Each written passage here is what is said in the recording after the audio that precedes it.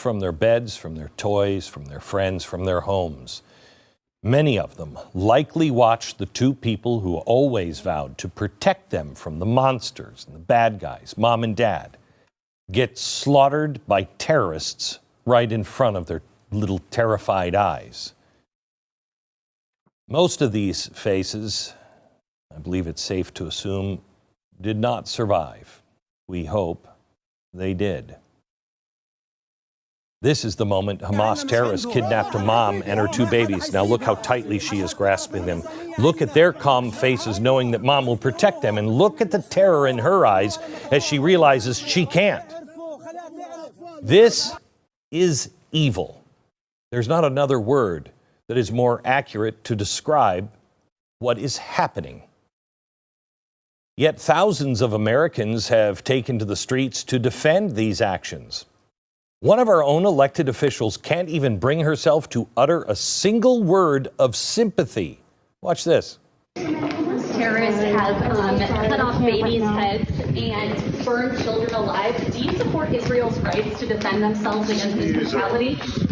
We're just going to go through here. You can't comment about Hamas terrorists chopping off babies' heads?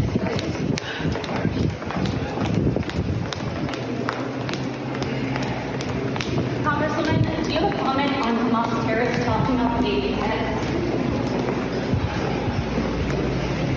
How does that happen? If you're struggling to understand the world as it is today and the evil and those who refuse to take a stand against it, you're not alone. Tonight, as we are on the precipice of another genocide and Hello everyone, and peace of the Lord to all of you. I hope my voice coming good and clear. Please invite your friends. As you see, I'm very early in the morning. I just took my shower and I said to myself, let me go live even though it's very late for me. But, you know, it's a good opportunity to meet new people from different territory in the world and give them opportunity to join us. If you watch the whole video from the beginning to the end, I know you will agree, but you will not see him saying one single word. Who are they who he called American who support Israel? Why don't say Muslims? Why you say an official American official, but you don't say a Muslim official? Why you don't say? So even those who they supposedly they say the truth, they are still hypocrites. They don't want to say who are they, those who support them. Those are not just supporting, those are Muslims.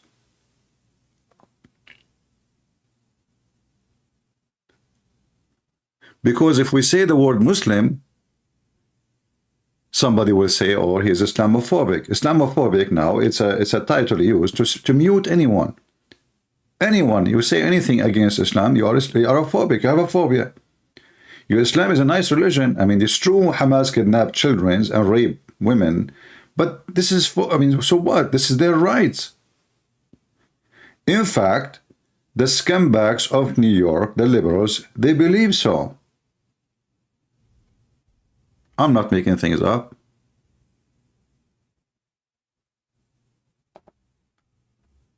Listen.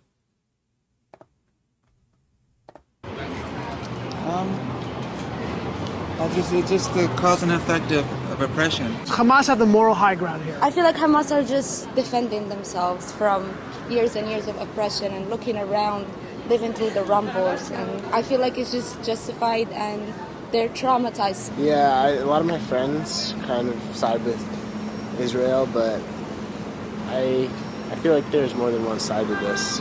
I wouldn't say the attacks are fully unjustified.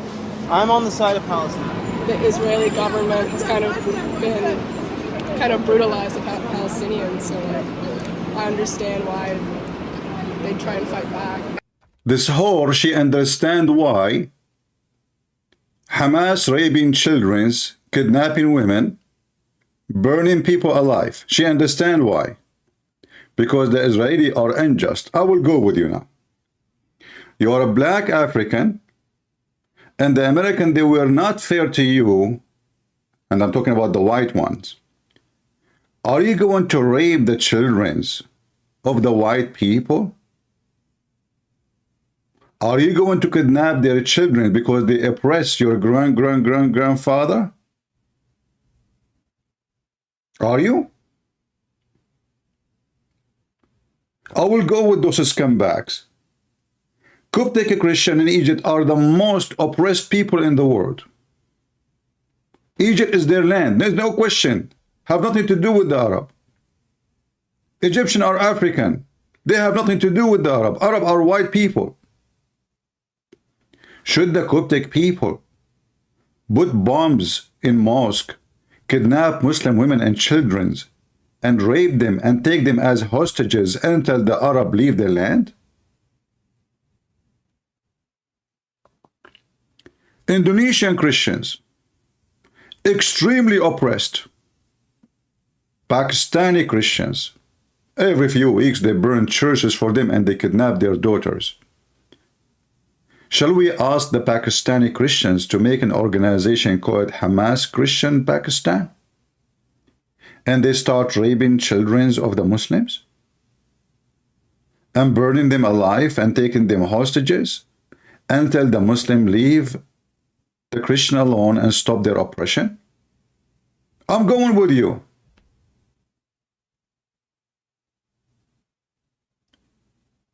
The Syrian in Syria. This is the land of the Syriac. The Iraqi in Iraq. This is the land of the Assyrian. None of them is a Muslim. None of them is an Arab. Shall the Assyrian or the Syrian or the Chaldean or the Armenian, who they are oppressed massively, kidnap Muslim girls and boys and rape them and kill them and burn them?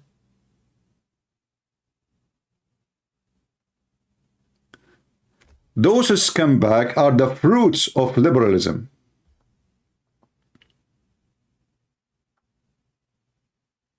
And I want to blame the Christians in the West in general. You know, Christians, they go to church, they wave their hand to Jesus. I love you, Jesus, I love you. And then they go from the church and they give hug to everybody. They have no voice. They don't go in the street confronting those stupid, idiot people. They are not even there.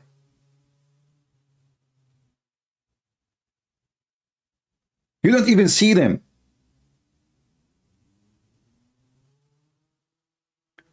Their priest, all what he cares for is to collect donation and play music in the church. But we don't see that. Where is the priest of those churches? Where is the Christian conservative who stands for the truth? Where are you? How many priests they go make videos in the street and they say, this is wrong, you are wrong? Isn't it this is your job, is to teach ethic and to preach the truth? So what's your job exactly as a priest? To collect salary and health insurance and housing, and people show respect for you, and you have nice meat on your table, all of this because the Christians are donating to you?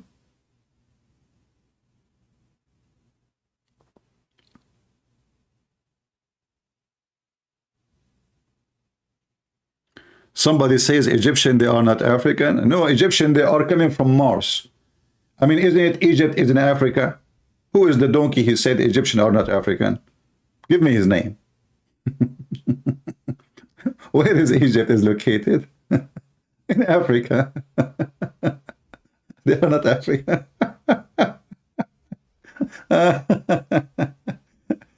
You know what? I heard that the Chinese are Caucasian.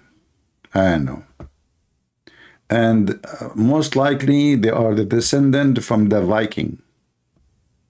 I mean, the world is full of donkeys.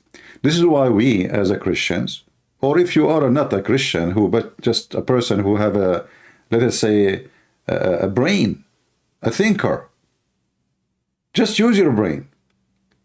If we ask those people who keep saying this is the land of the Palestinian, the land of, who are they, the Palestinian first? Those are Arab. They are not Palestinians. How they are Palestinian but they are Arab? It's like saying German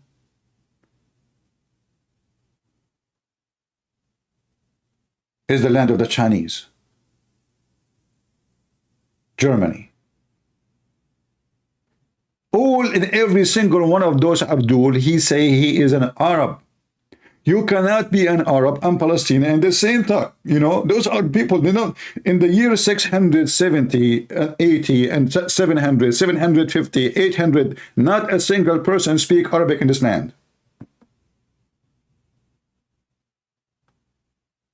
And this is more than 700, 800, 900 years after Jesus.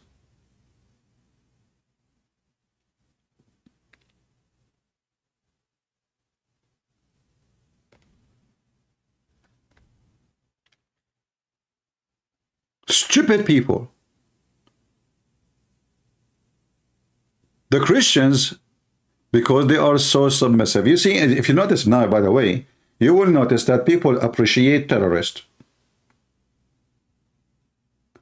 The Western, stupid Western, they are telling the Christians in the Middle East to rape Muslim women. Then they will respect you. To kidnap some, you know, like make noise, kidnap some Muslim women, and then, you know, you will be a hero in the eyes of the liberals, because those Christians are oppressed in Syria, oppressed in Iraq, oppressed in Turkey. I mean, don't go and see what they are doing to the Christians in Turkey. Go and see what they are doing to them in Armenia. Even in Israel. Let us go back to Israel. Have you ever heard of someone he is a Palestinian Christian?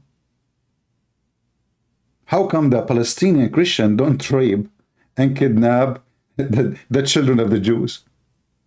As long as this is the reason.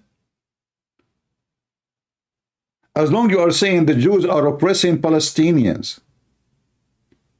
What is the name of the Palestinian Christian organization who rape children, kidnap Jewish kids, and they want to kill every single Jew?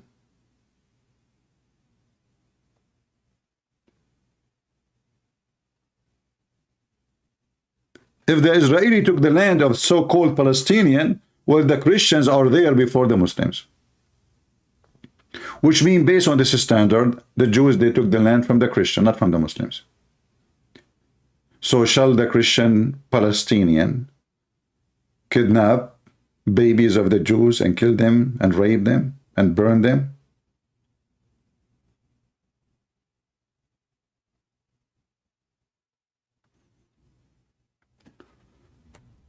Stupidity is beyond imagination in the world. The rapist is a hero. Those people, they keep saying the sign of peace, peace, peace. You know, those liberals, nobody speak about peace about like them. But the second you oppose them, they burn your Bible. They break your cross. They set the churches on fire. If we go check right now, how many churches in USA are burned in the last 5 years by those?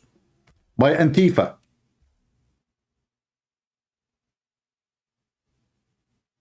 Based on this, the one who burned my church, I should go and rape his daughter. This is your opinion, right? Based on this, the one who break the cross, vandalize my church, I should go, you are oppressing me, I should go kidnap his kid. This is their opinion. That's what they are saying.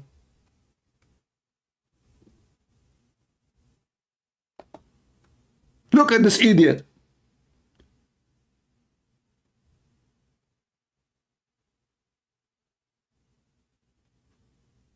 Say their attacks are fully unjustified.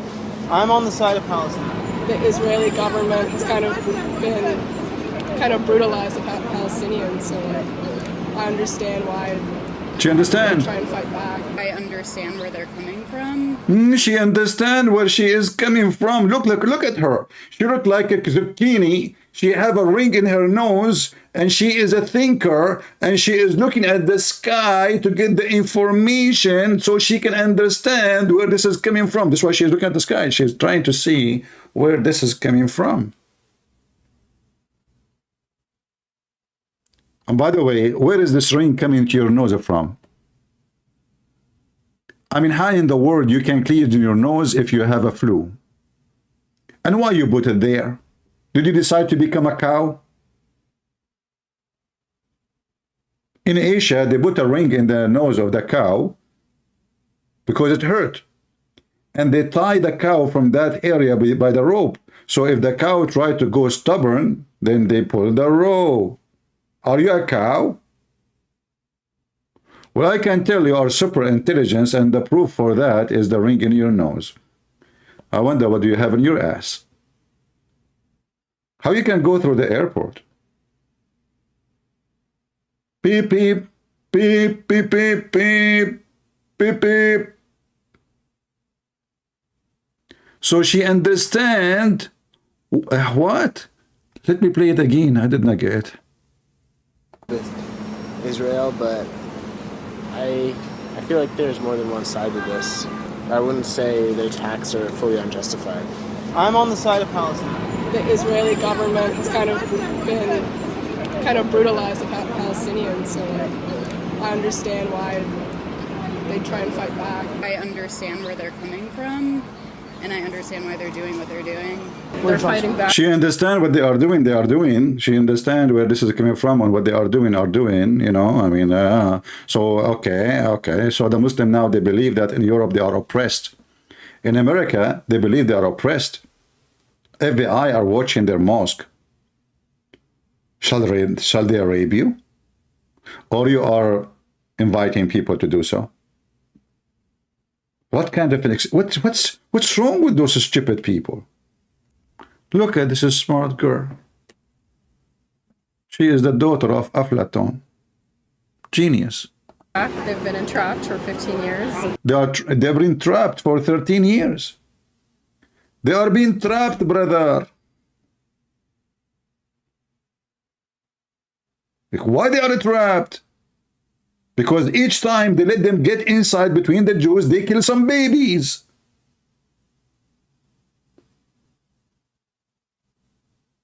The Jewish, they offer those people to go and join. Okay, you want to join Jordanian government? Jordanian refuse. Egyptian refuse. Syrian refuse. Nobody want to deal with them. They have a border with Egypt. Don't you know, you stupid donkey? The Egyptians don't want to open their border for them. Shall the Gaza rape the Egyptian daughters because the government is not letting them to go in the border? Why the Muslims don't open border for them? They are Muslims like them. Not a single country in the Middle East will welcome any of them. The only one welcome is Qatar, and they welcome only the leaders. They don't welcome normal people. Because the Qatari, they use those Hamas to be a center of, like, let us say, import, like now. The ruler of Qatar, who is a scumbag, he is a supporter of Hamas. Everybody knows he's a terrorist. His mother, her name is Musa, which means banana. What do you expect from the banana? It goes in your mouth and then comes from your ass. They are the ass and the pain in the ass. So each time somebody kidnapped, who is the one to call Qatar? Did you ask yourself why? Did the world ask themselves why Qatar? Why Osama bin Laden refused to do any interview except with Al Jazeera TV? Why Osama bin Laden speak against every Islamic government except Qatar? Why ISIS, they love Qatar? Why Hamas, they love Qatar? And not only that, all their leaders, they have a big, huge villas in Qatar. Why Qatar don't make them have a fancy life? I mean, Qatar is very rich country, extremely rich. They do not know what to do with the money. They want to buy a stadium here, football team there. Their money is all over the place. The mother of the ruler of Qatar, she liked a chocolate. She said, who made this chocolate? Ah, this is a brand. Buy the manufacturer. Oh, look, gold. Who is this team? Manchester. Buy Manchester. But they don't have money for the poor people in Gaza. They have money only to support terrorists, because that will give them a point of interest in the world. Everybody who have kidnapped person, he called the Prince of Qatar, who is not a prince. He is just a scumbag. He was made a ruler and his family by the British intelligence.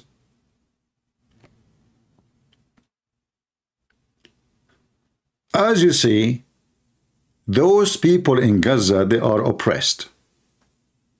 Well, I am oppressed in the Middle East.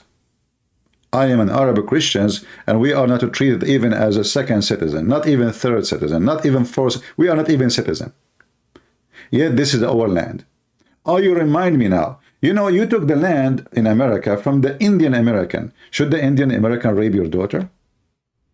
Should an American Indian kidnap you and rape you and kill you? I do not need to prove to you that his people, they've been oppressed massively. All the country, America, is their land. And this is what you teach in your school. And now the Indian American, until now, they are trapped. Can they get rid of you? They cannot.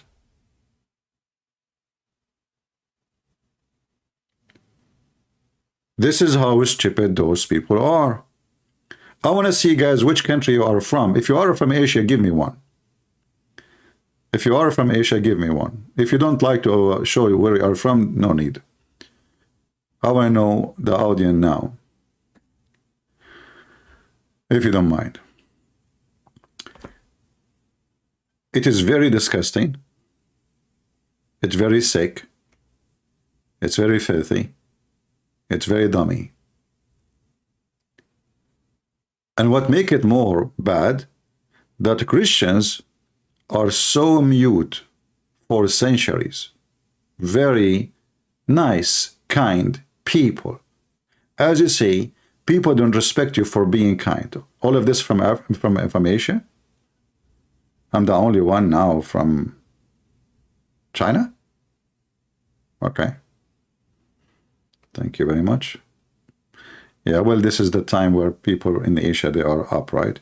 So this is why I said to myself, let me go now, even though it's very late for me. I don't know if you can tell my voice is not, I just took a shower because, you know, actually this is against my nature as an Arab. We take a shower once a year.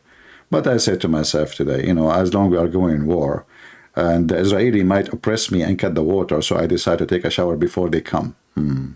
Yeah, because we have to blame the Jews for anything. Anything happens, we blame the Jews. Why we don't have electricity in the Middle East? The Jews. Why we don't have jobs? The Jews. Okay. Why we don't have democracy? The Jews. Why we don't have election? The Jews. Okay, why the judges in our countries are corrupt? The Jews. Okay, why Saddam Hussein is killing the Kurdish? The Jews. Okay, why ISIS is killing the Muslims? The Jews. Okay, Al-Qaeda kidnapping Christians and Christian nuns and priests and killing them. Why? Because the Jews. Okay, why the Russian they invade Ukraine? The Jews. Why the Chechenian president, he is going to kill every single Christian in Ukraine? The Jews. Because the president is a Jew. I mean, we have a solution. Who is controlling the world? The Jews. Who is the most rich people? The Jews.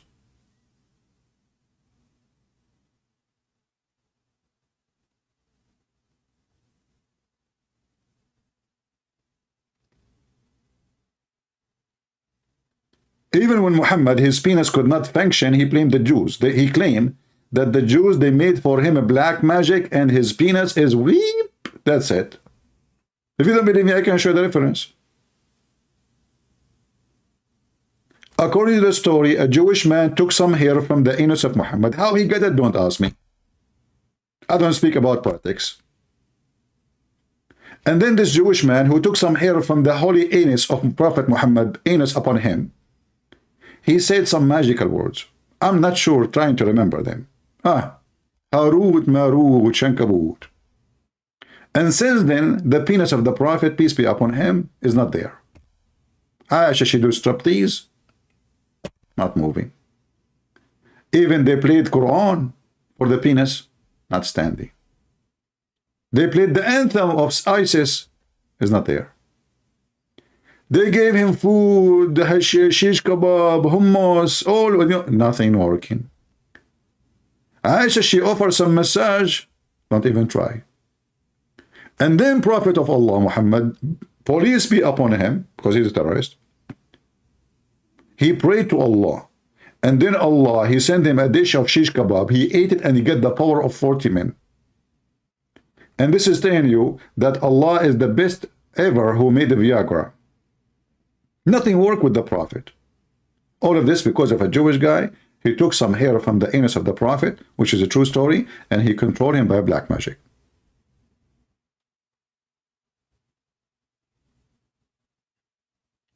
They blame the Jews for everything. Why the food decay? Because of the Jews. Why the meat decay? Because of the Jews.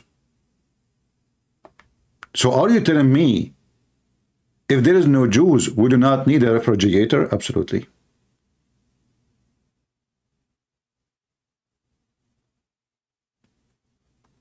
When there was no Israel as a state as we know now, why Muhammad was killing the Jews? They oppress him, brother. But they are minority. They are not even Arab. And they live in Arabia. How the minority, they oppress Muhammad?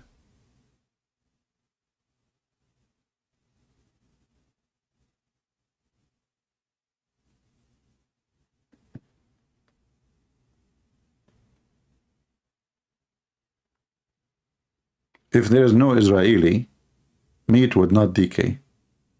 But there's no Israel at that time, as we know today. Muhammad, he is calling the Israeli, blaming them for everything. Well, Muhammad, he said that every Muslim should kill every Jew. There was Israel at that time and the Israeli oppressing them. Where the Israeli? He's talking about the judgment day. And he mentioned in his time that he is going to cleanse the Arabian Peninsula from the Christian and the Jews. And this is why there's not a single Christian in Qatar. He is a Qatari. Not a single Christian in Saudi Arabia. He is a Saudi. Have you ever heard of religion dominate every single citizen? Not even atheist. Not a single atheist in Saudi Arabia. Not a single homo. So now, based on what those dummies they are saying, if you are an atheist in Saudi Arabia, you are oppressed, and that justify you raping, according to them, raping the children of the Muslims. Because you are an atheist, you are oppressed in Saudi Arabia.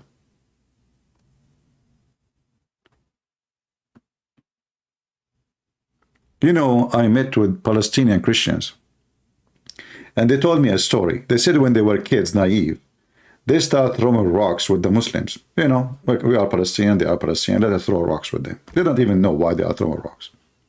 So they start throwing rocks, they are teenage. And then the Israeli, they arrest them all, and they took them to jail. Inside the jail, when you come in new, it takes some time to give you blankets. They told me that because they are Christians, not a single one offered them to sit with them in their blanket. So this guy, two guys, they are brothers.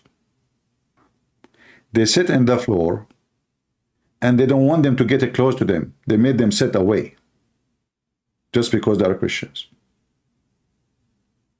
Those are the Palestinians. Two Christian kids, Palestinian kids, throwing rocks at the Israeli. When they arrested, the Muslim treated them like dogs. And then they said to me, when we saw that, we noticed that we are in the wrong place. We are in the wrong side. They told me that the Israeli don't really discriminate us. In Israel, there's Orthodox Jews who discriminate even women. Discriminate their own. They spit even in their own soldiers. You believe it or not, I can show you. They spit at the Christians in the street.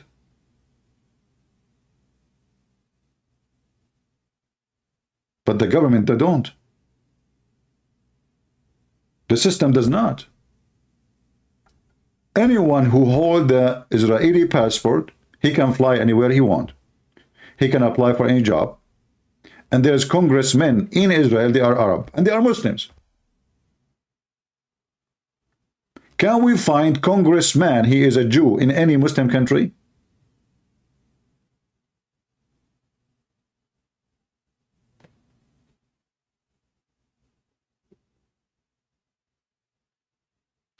In fact, Shushu, not this Shushu,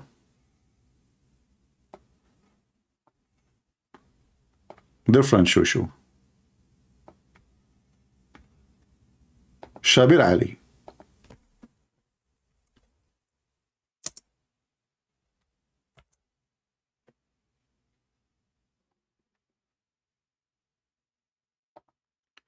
He just, he just invited in their channel a very weirdo Jew who is against Israel.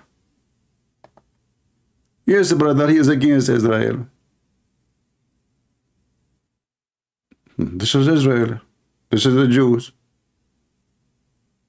But you will notice they love those. But he's a Jew. Oh, as long as he hates Israel, he's fine. You know? Look at her happy face. Look, she is so excited. Tell us what happened. What happened? And speak. I'm here with Rabbi Yisrael David Weiss. He's a rabbi. He's a rabbi. Isn't it the Quran says the most evil ones are the Jews? But she is so happy to have him. Why? What is the reason? There must be a reason. Palestinians, and I'm going to ask him why that's so. Rabbi, welcome what? To Let the Quran Speak. I'm here with Rabbi Yisrael David Weiss. He supports Palestinians. See? So why you want to kill all the Jews then?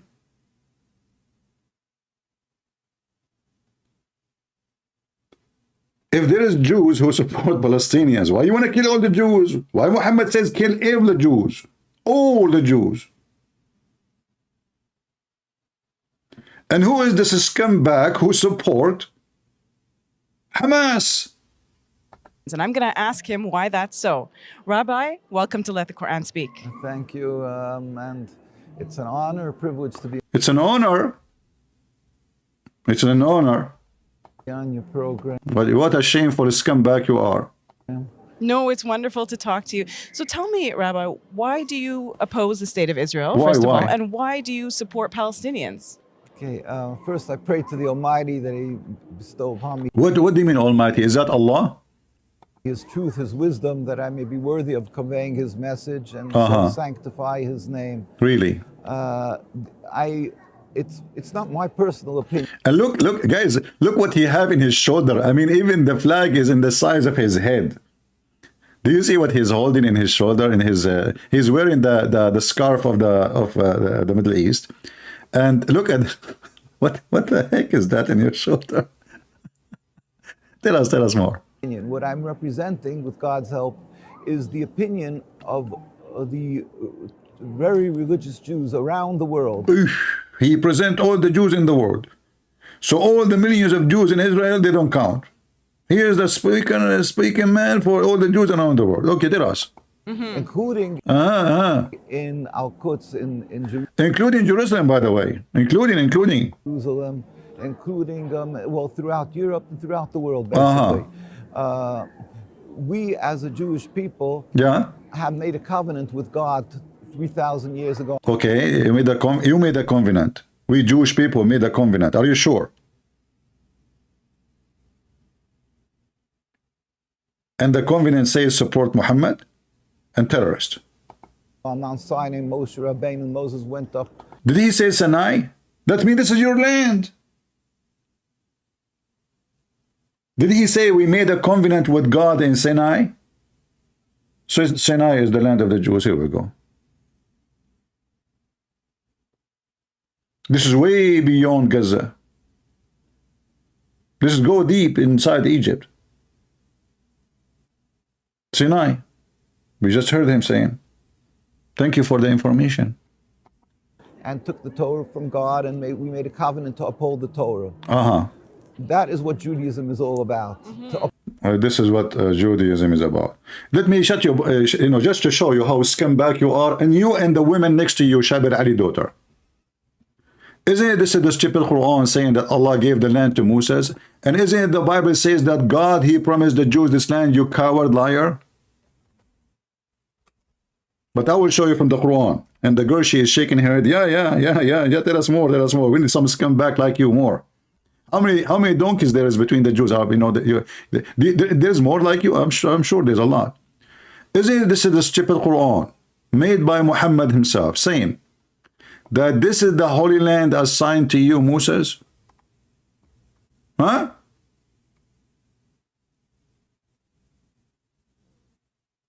Even the stupid Quran confirmed that. So according to this guy, he is a Jewish rabbi. And he is holding the covenant from God. And his understanding that to be a Jew is just to practice the covenant.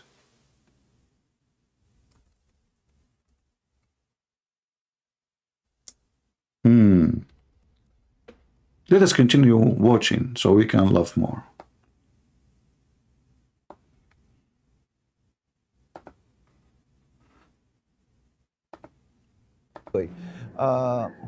We as a Jewish people have made a covenant with God 3,000 years ago on Mount Sinai. Moshe Rabbeinu, Moses went up and took the Torah from God, and we made a covenant to uphold the Torah. That is what Judaism is all about, to uphold this covenant. If we ask this is scumbag, the covenant was given to who? If there is anyone can tell me the covenant given to who? If we go from the beginning, we will find in Genesis that the Lord appeared to Abraham and said to him, this is your land. In this land you will be, and I will bless you.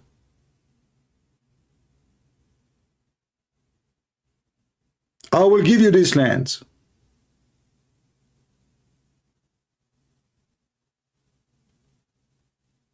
This is a rabbi.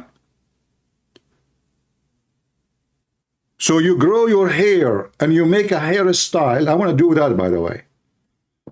I think that will make women like me more, because until now I could not find a woman to marry me.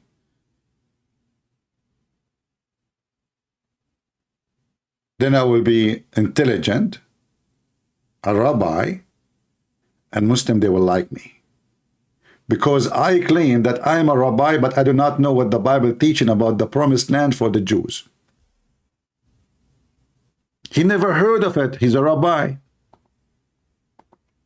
There is no such a thing in the Torah. You're lying, Christian Prince.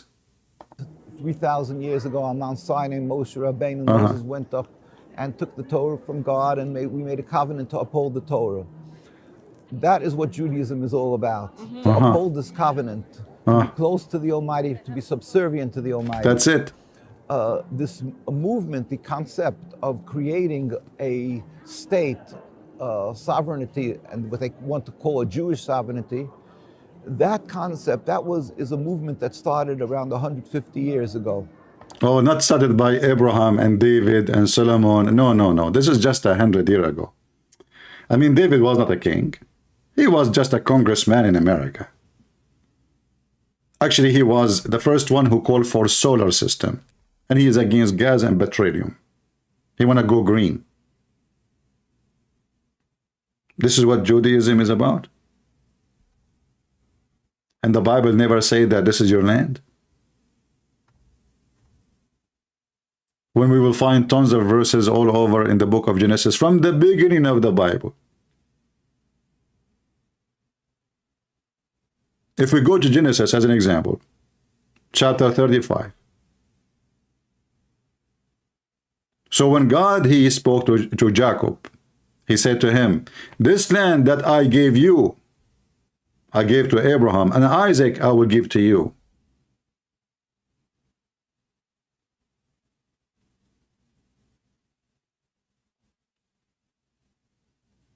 Did the Jewish people have a kingdom and they have kings? Did God promise them the land? It's all over from the first book in the Bible.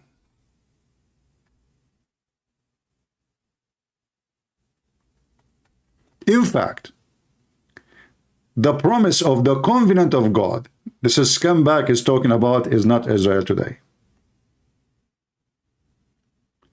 It is from the Nile River to the Euphrates.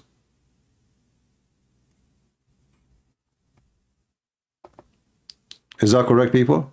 Or I'm making things up? Is it true? He's speaking about the covenant of God. The covenant of God. Okay, what God say? Let us see.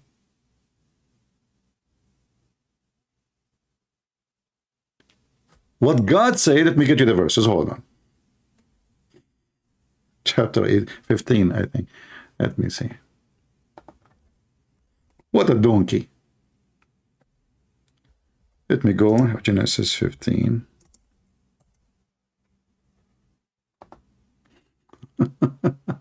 I mean, those people are really.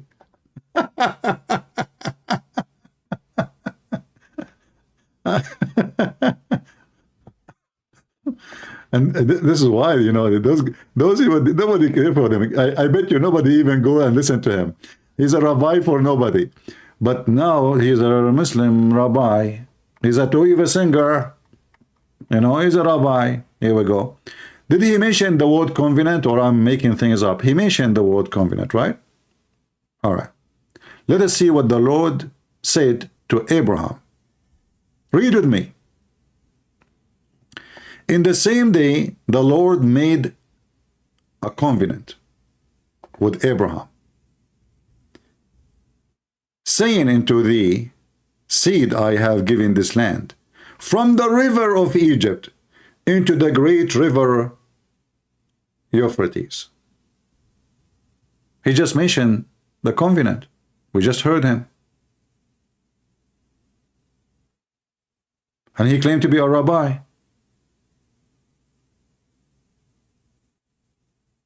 He claimed to be a rabbi. My friend, you are not a rabbi. You are a dog who have rabies. The same as this is scumbag to weave a singer.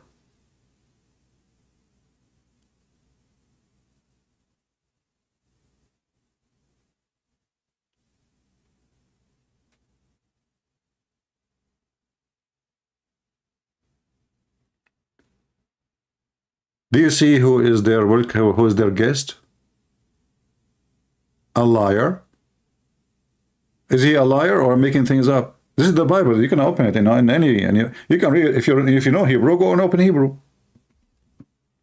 Don't read it in English. We have tons of verses, not only this. But this one confirmed that the Jews, if they want to follow the covenant of God, they should take all the land, all the way from the river of the Nile River, all the way to Euphrates. This is the land, is the covenant. But the Jews are being kind. They don't want to do that.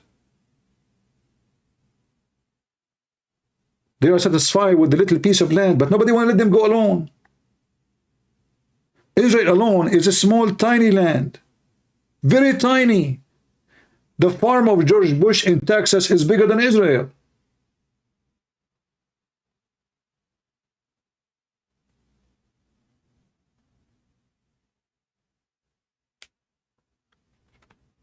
They brought to our rabbi. What you can say now? Can you deny that he is the rabbi? Look at him. He have hair. Christian Prince, he don't have hair. In fact, I just shaved all my hair in the shower. I look like Sam Shamoun now. Except my beard is 10 meters. I did not measure it no more. I give up. It grows like 10 foot a day. This is a rabbi. So dogs are barking against Israel. And instead of saying, shame on you, you killed our babies. And you know, listen. This is 17 hours ago. This is what? This is 17 hours ago. This video is made 17 hours ago. Shouldn't this guy be sad and upset for killing and raping babies?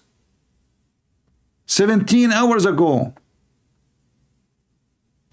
Let us say, for the sake of whatever, you don't like Israel. Shouldn't you be upset for kidnapping little children, babies, and raping them and burning them and cutting their heads.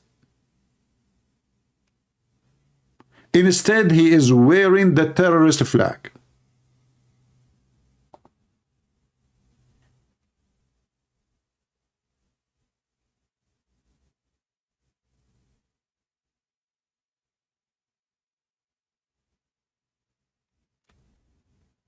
All of them, they are hypocrite. Even the one who claimed that they are supporting Israel, they don't want to say the truth, that this is Islam. And this is what Muslims believe in rape, killing, kidnapping.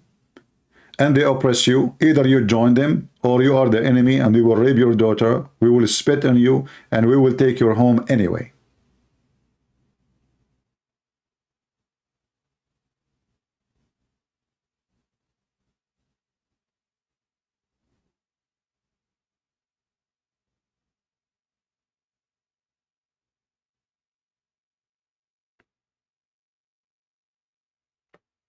There is many Judas, always. Judas is not a unique character. In every house, actually, there's a Judah. Even in your own household.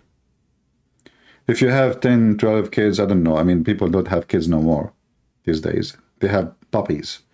You know, you go in the street, you find a young man and young women, they are married. They don't have babies, they have dogs. How, you know, and she is carrying the dog and she have a milk feeder. Yeah, I mean, this is how the world is today. The dogs. So those mentally ill people, they cannot be the one we can take source from them because they lie, and we have all the proofs and the evidence, even from the book of the devil Muhammad, that this is the land of the Jews. Tell you about the Quranic dialect different. Is that the topic now? You are worried about the dialect. We don't worry about children being killed, kidnapped, raped. Do you want me to sing a song for you too? Beside the dialect in Arabic? Should I sing for you a Hamas song? Shish kebab, hummus, hummus, shish kebab.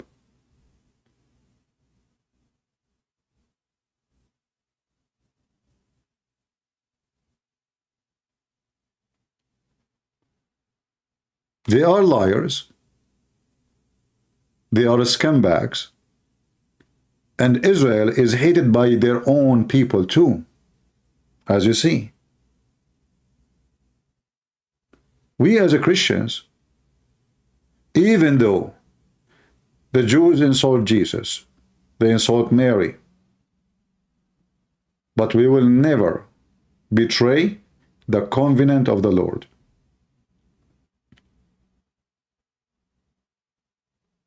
We are not doing what we do because we are siding. No, this is their land. Who was the king of Jerusalem? Name for me the Palestinian king who was ruling Jerusalem. Give me one.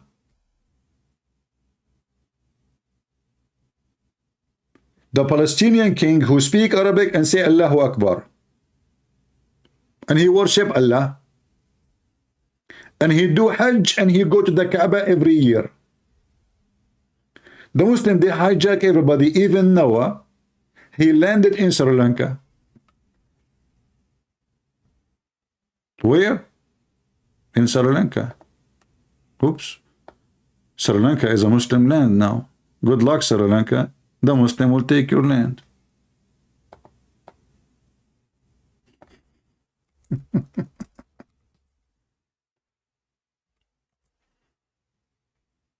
That's it. This is the land of the Muslim. Amongst those. You don't believe me? Listen carefully.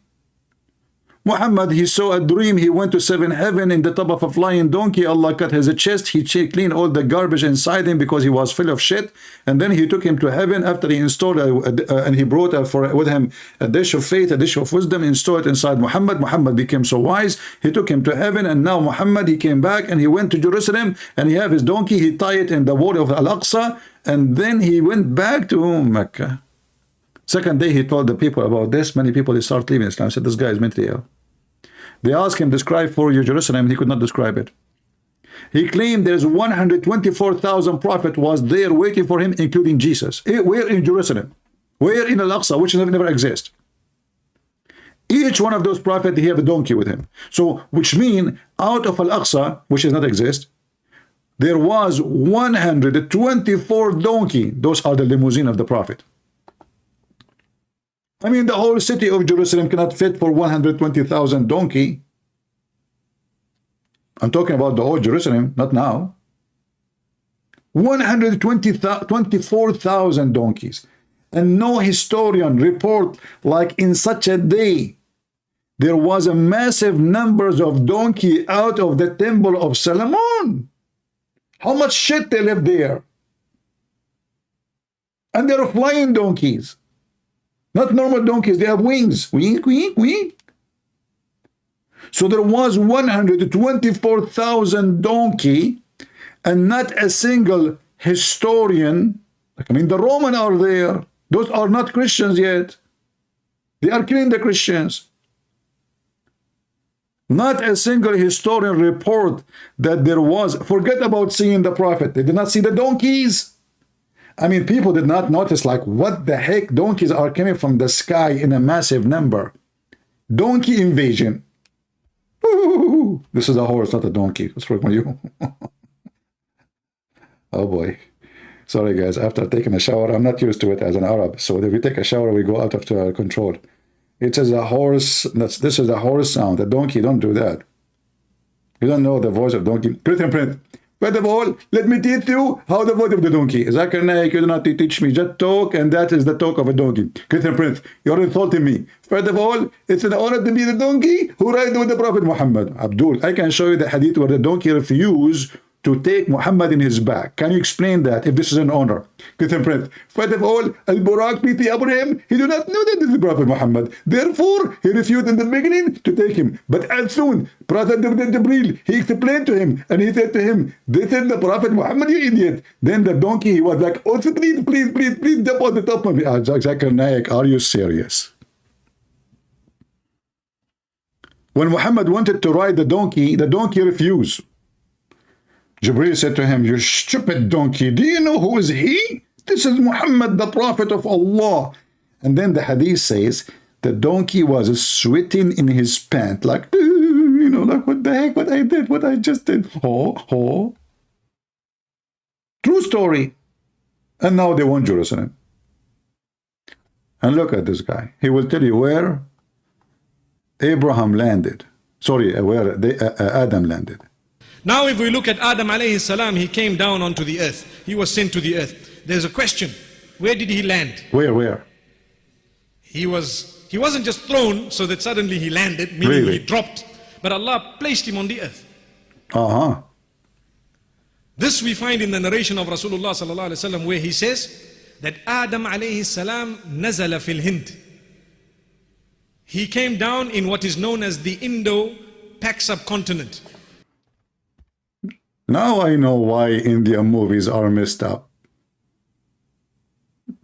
Now I know why every single Indian movie is nothing but fictions. I told you, like, you know, you watch Indian movie, I mean, nothing in the movie makes sense anyway. I mean, the guy is dating the girl in the desert, and then suddenly 25,000 people appear behind them, dancing, moving the same, and they are wearing the same clothes, all of them. Subhanallah, mashallah.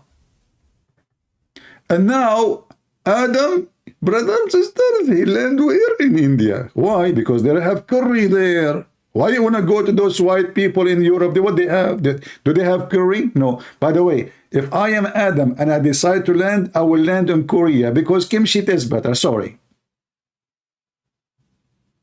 I mean, come on. Kimchi is the best. Forget about the rest. So I think our grandfather Adam, he made a mistake. He favored the curry over the kimchi because he did not know better. So where he landed, brother?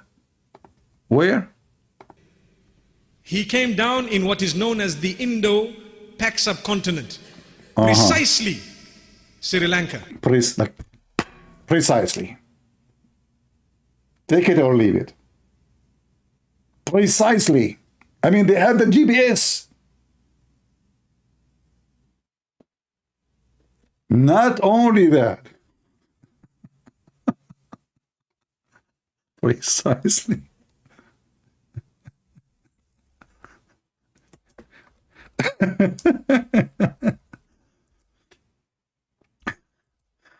It's hard to breathe talking to those donkeys.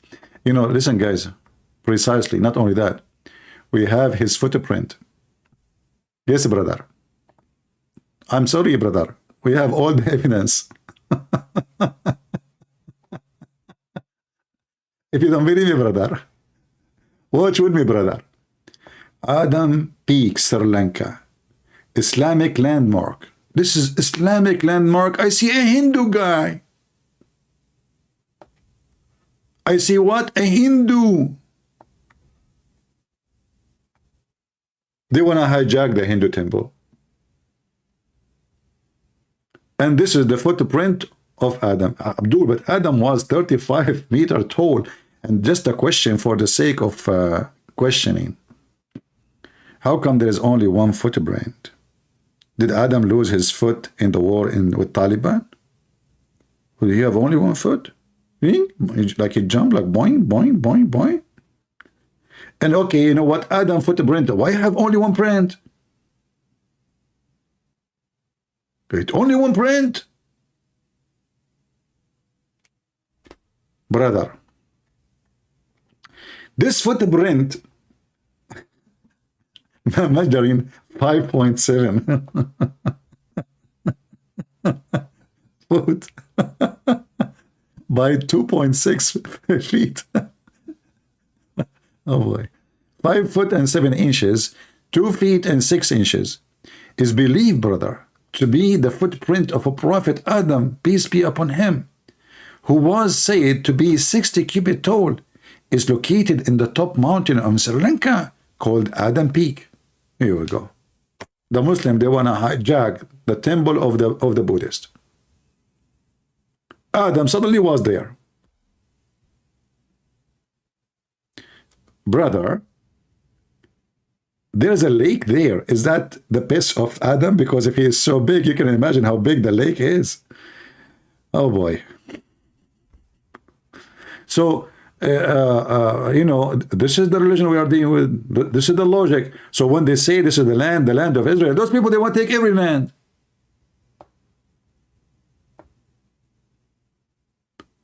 And not only that, Adam, he go and do Hajj every year for 40 years. 40 times. From Sri Lanka to Mecca. But there's no land how he can go. Sri Lanka is an island. Sri Lanka is not connected to India. How Adam can do it?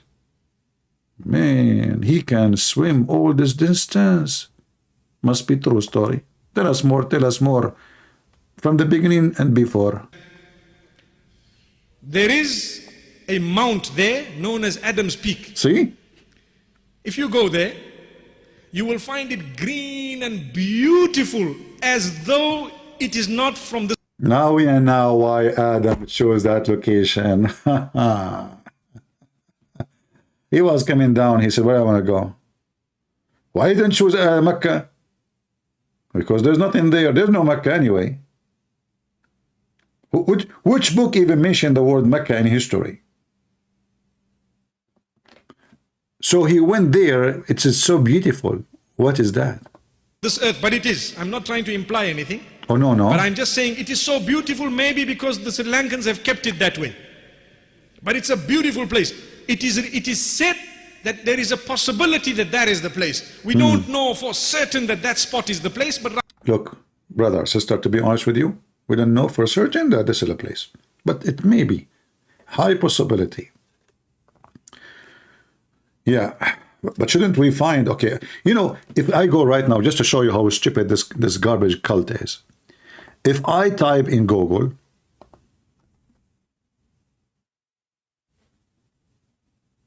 tomb of a prophet Adam.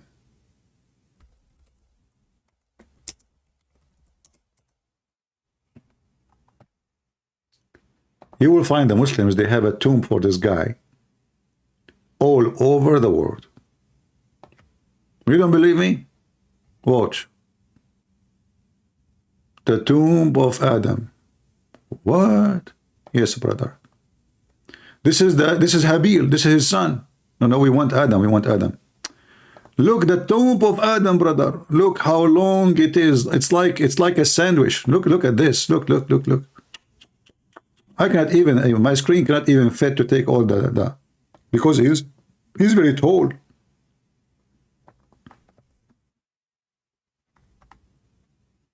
He's very tall. 210-foot long tomb. Let us open it and see who's inside. However, you will find that Adam have tomb in every country in Muslim world.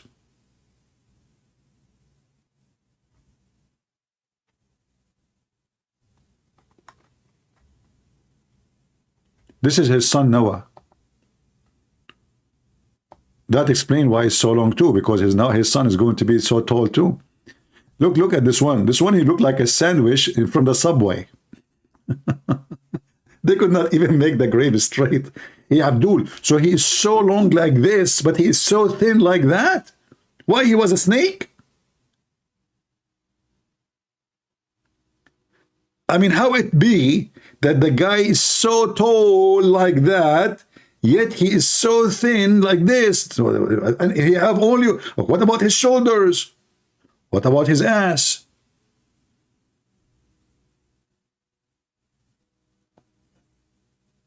Are you sure this is not a tomb of a snake? Look, they have tomb in different, this is all different location. Now, this is Adam and Eve in where? Manar. I don't know where is that. But this is a different one. The same guy in different. How many tombs you have for him? They have his tomb everywhere.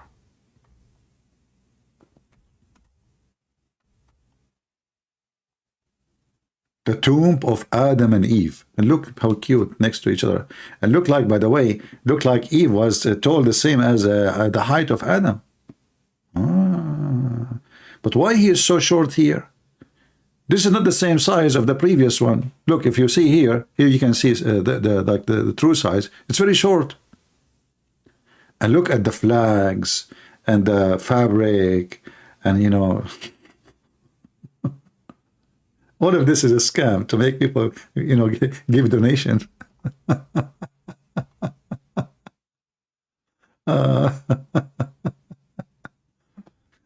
Hold on. This is the father, the same, by the way, this is the same tomb, but now it is the tomb of Umran. What the heck? Umran, the father of Mary. He is so tall like this.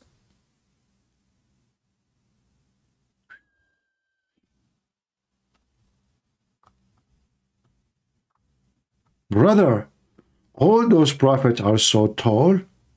What happened to us?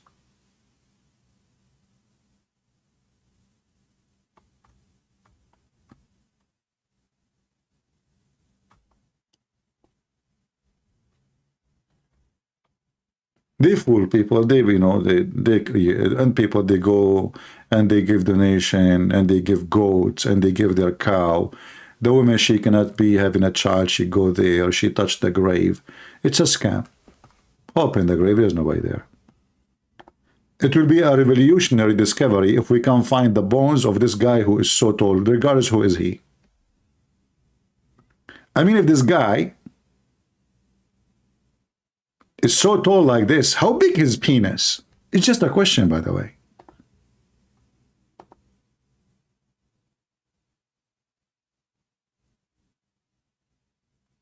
And by the way, is his penis was included in the grave?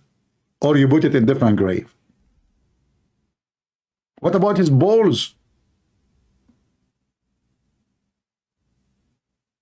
How big his teeth? Like maybe his teeth is each one of them like 3 meters big? How big is shit?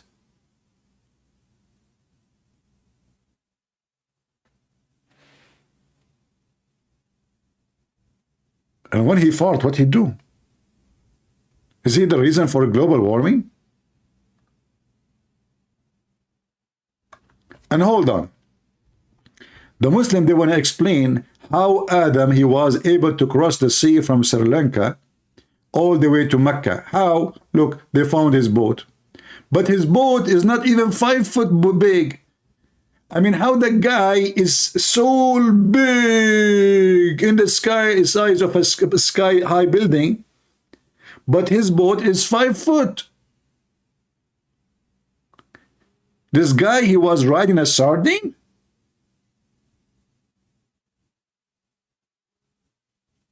Brother, Muslims don't lie. Those are all true stories.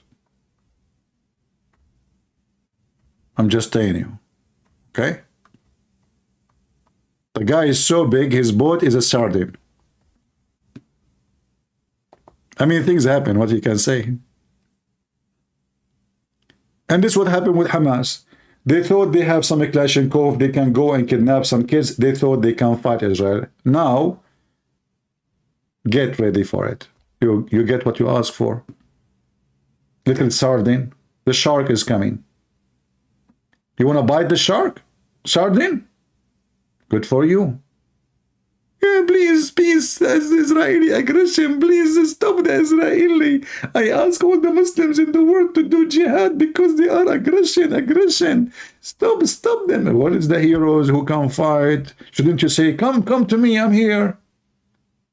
They are crying, trying to stop it. The whole idea of creating chaos around the world is to make the Israelis stop. The Israelis are fighting at you. They will not listen to anyone. And what you can do about it? Who dare from the Islamic leaders to open his mouth?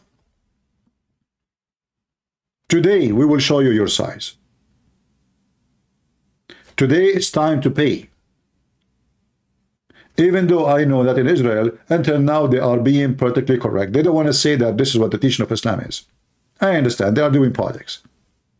But we don't do politics. Today, you will pay. In fact, they are saying that today is going to be the day where Israel planning to go in Gaza. And I am sure now that the group of Yasser Arafat, the terrorist Yasser Arafat,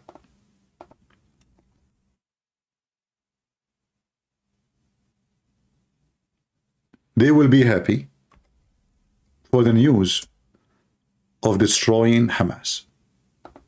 In case you do not know, those people, they hate each other to death. In case you do not know, 11 years Hamas killed hundreds of Palestinians from the terrorist groups of Yasser Arafat. In case you do not know, Yasser Arafat himself is not even from there. He's an Egyptian.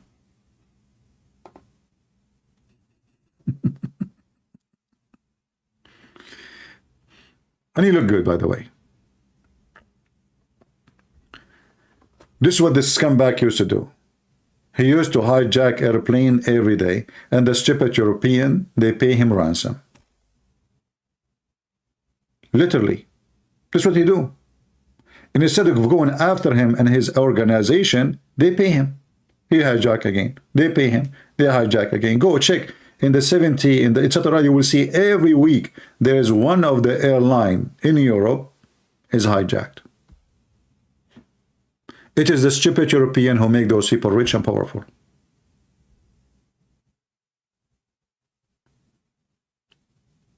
I know many will be upset for what I say, but I say to you that the Western people, I used to think about them as highly intelligent. I changed my mind. I believe Western people are the most stupid, dummy people ever exist in this earth. They sponsor terrorism. They support Hamas. They never say the truth, and they are politically correct.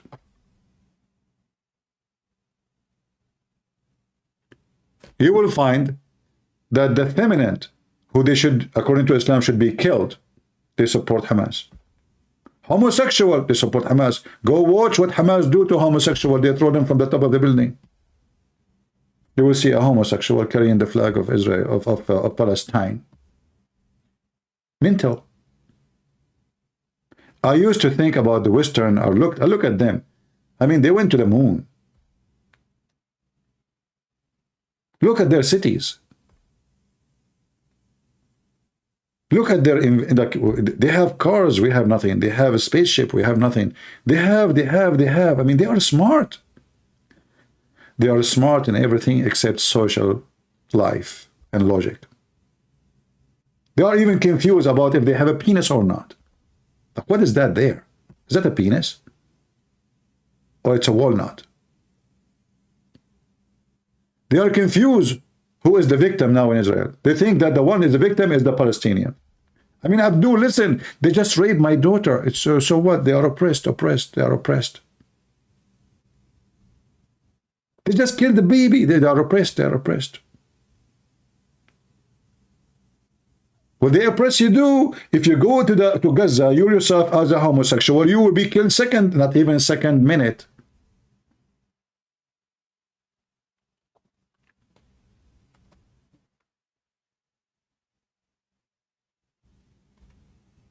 Today is the day we are waiting for a long time. As the news says, I'm not sure if this is really what will happen, that most likely today is going to be the ground free Gaza operation. If I am in charge of Israel, I will take Gaza and I will never allow anyone to rule it except me. No terrorism. You can hire local to govern, but all security should be in your hand. But I think what will happen,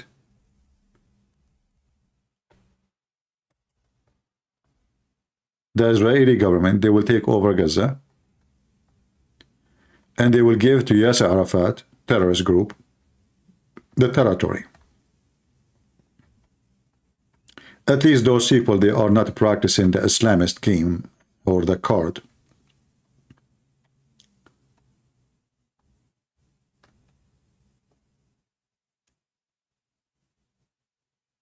And this way, nobody can say that Israeli are taking that place.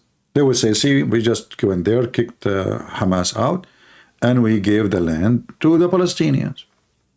And now because the group of Yasser Arafat and the group of Hamas, they hate each other to death. The violence will start again, but it's going to be this time between Hamas and Yasser Arafat gang. All of them, they are gang anyway. So don't expect much of a change. But I believe this is the game, and this is what is going to happen. Maybe I'm wrong, but usually I'm not.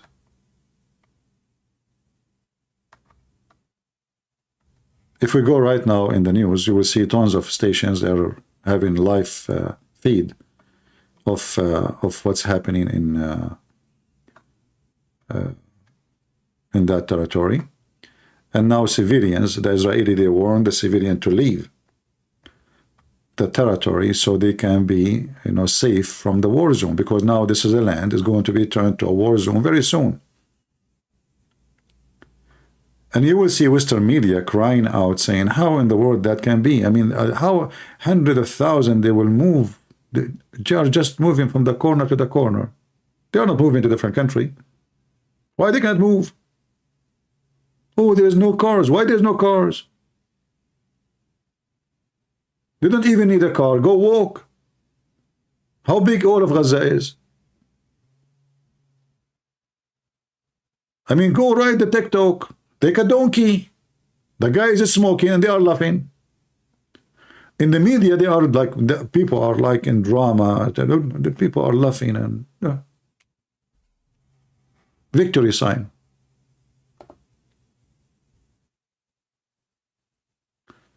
So I think this is what will happen. And let us say if the coming days will prove me wrong, but usually no. Do you guys want me to stay longer or I should go? Because it's getting so late for me. Thank God I don't have a wife, otherwise she will kill me, especially if she's an Arab. Arab women are very aggressive, you know? Very, very aggressive. Extremely, you know? Like, you know, you marry an Arab woman, you go to the bedroom. Okay.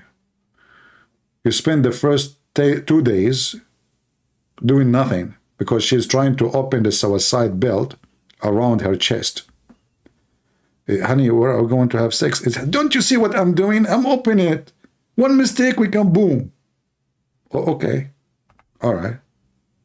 So, you know what? I married you. I thought you have a big boobs. It turned to be this is a suicide belt? Honey, are you stupid or what?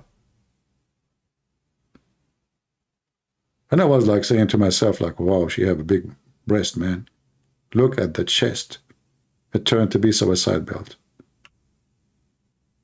And, you know, you say to her, okay, I'm going to the kitchen, you know, like to get beer. And suddenly, like, boom, take a beer. Like, what happened? My wife exploded.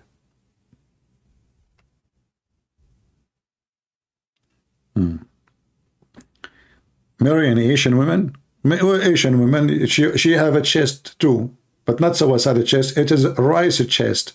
I mean, come on, give me a break. You go to Asia, I found a restaurant, long line. I said, man, this is the restaurant I want to eat. It must be good food because otherwise, why all of them they are lined like this? They're waiting for it. I hate to wait for a turn. Honestly, I hate. But I said, you know what? Let us try something. For me, I like just to eat. I don't want to wait. So I stood behind the guy, and I asked him, speak English? He said, little, as usual. I said, what they have in the restaurant inside? He said, rice. I said, okay, what else? He said, rice. I know that you told me rice. So what the food? He says they have ice cream rice. They have rice cake. They have rice. I mean, everything is rice. All those people waiting for rice. Even juice is rice. Beer is rice. Cake is rice. So what? Allahu Akbar saying I'm a false Christian? Oh, okay, no problem. But by the way, your prophet is a false Muslim. Do you know how I know? Look at his penis. He did not get circumcised.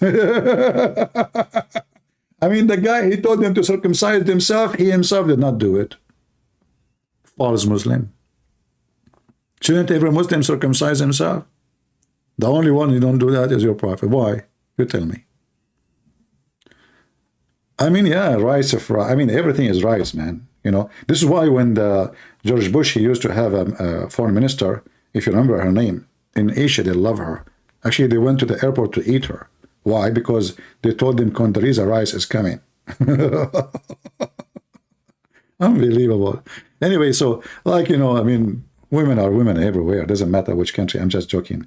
And no, the Arab women, they don't have suicide belt. They have a lot of hair. We are very hairy. What we can do? Even Harry Potter is one of our cousins. All right.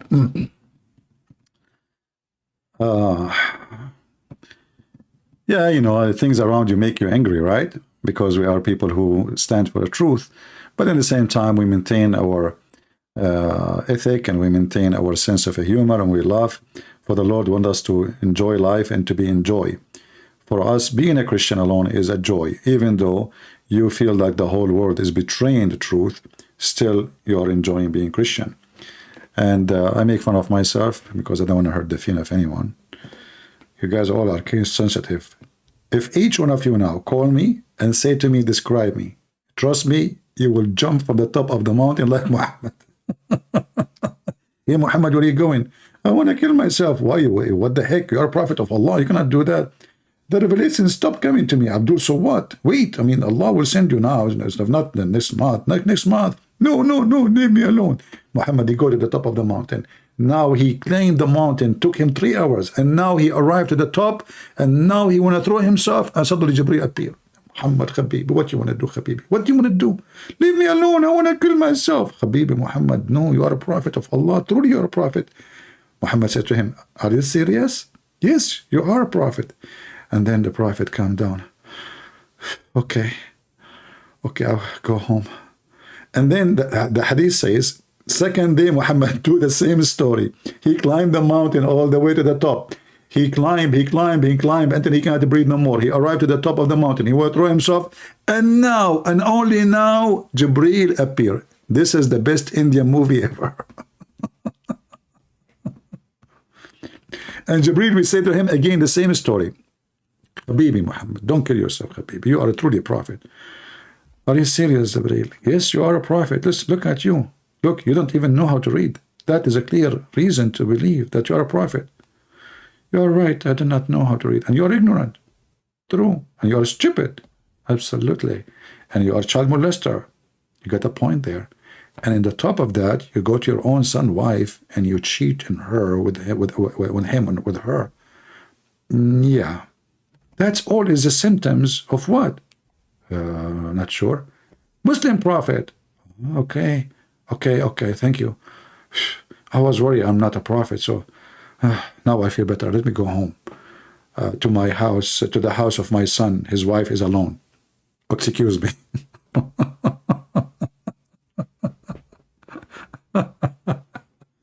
If you are here for the first time, I feel sorry for you because you are going to be addicted and then you laugh a lot and then you get fat. And then you blame the Jews for it. Don't blame me. If you love too much and you get fat, especially ladies, what are you eating?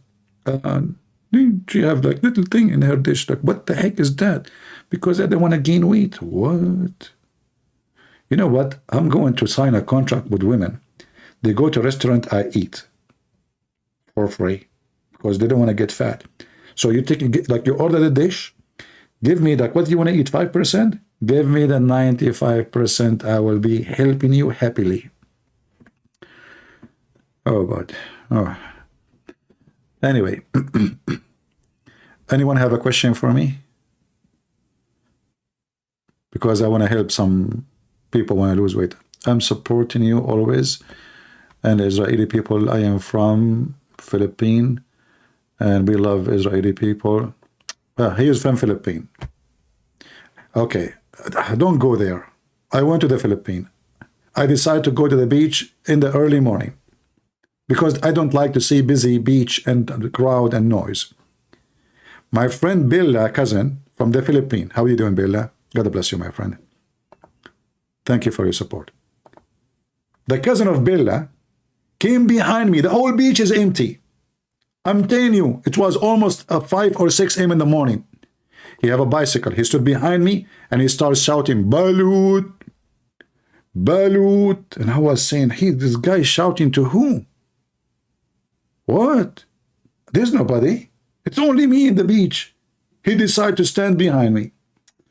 1 minute, he go mute, like, you know, for some time. And then again, Balut. I said, hey, listen, the guy is not here, obviously. Stop shouting.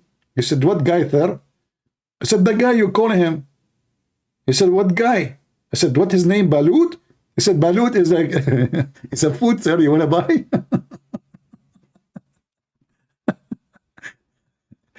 Yeah, I love the Filipino people, you know. They want to sell you Balut 5 a.m. in the morning. I said to myself, now there's nobody. That's it. This is the perfect time. I go, I swim, I sit down a little bit, I make my coffee, and bingo, the balut is just behind me. Love it. All right. Balut, the egg stuff from Philippines. Oh, yeah. I don't know what balut is. He explained to me later. You know, okay. So I said, but listen, I don't like balut. So what about you? Bye-bye. You know, he said, sir, soon they will come soon, sir. I said, when you come, start shouting again, but nobody here now. Why you are standing behind me? Go, go, go, you know? And then he said to me, sir, you don't want to buy balut? I said, I told you no. Just go, man. Oh, boy. Anyway. I should start calling Balut to help him too. That's a good idea. Next time. No problem.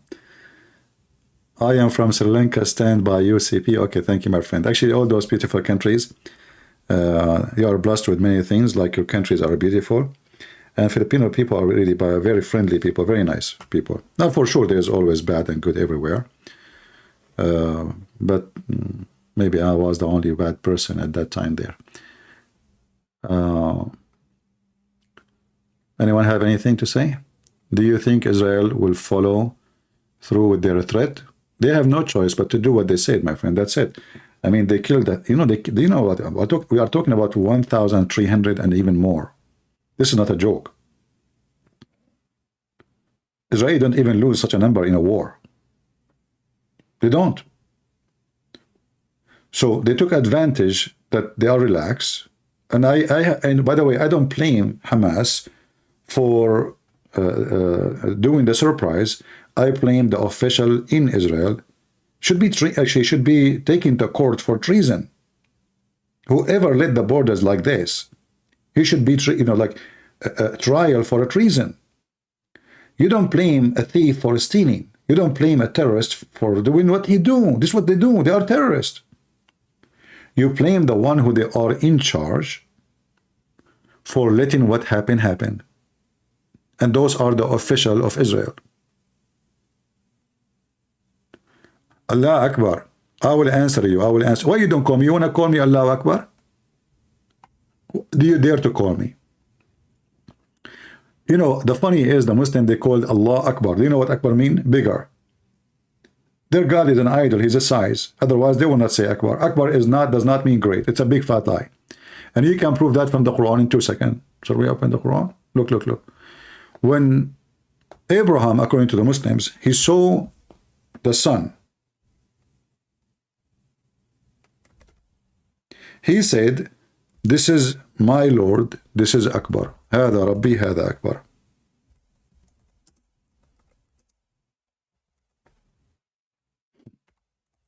So what Akbar mean? He's bigger. The false translation of the Muslim, they say, is greater. Abdul.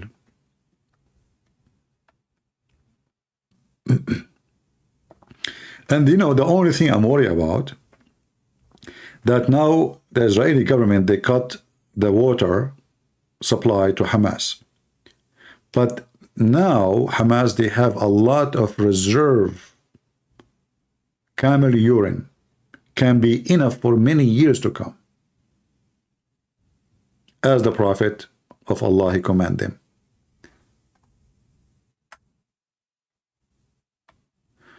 Orthodox churches in Jerusalem to support Muslims. Well, it's possible that there is always Judah. We expose them. They are scumbags, because no Christian can support the Islamic terrorism. What about we open the Pact of Umar and see what the Muslim and how the Muslim get in? The Pact of Umar, where every Christian should be insulted, live in humility like a dog. And let us see how the Jews treat the Christians now, and how the Muslims treat the Christians now everywhere in the Middle East. So if there is someone, he claimed to be Orthodox Christian, he's a scumbag. We just showed you actually a rabbi. Who? A rabbi. What is the story of the rabbi? Let me find it for you. Hold on. Let me put the image in something look nice. Here we go. Rabbi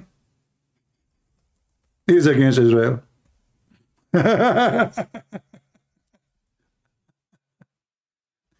So scumbags exist, and we are here to get them busted, Abdul. Don't cry. Don't think those people, they can help you. Assalamu alaikum. They cannot. Do this rabbi dare to call me or to speak to me, or the same as to Eva Singer. You Muslim, you are so happy to have him. The coward, he made a video lately. He did not even mention one word about what happened to his people. Not even one word. Why? Because he is a scumbag. Welcome. That's why Christian Prince is here, my friend. We expose the liars. What the Bible says, whoever deny, who is the Antichrist?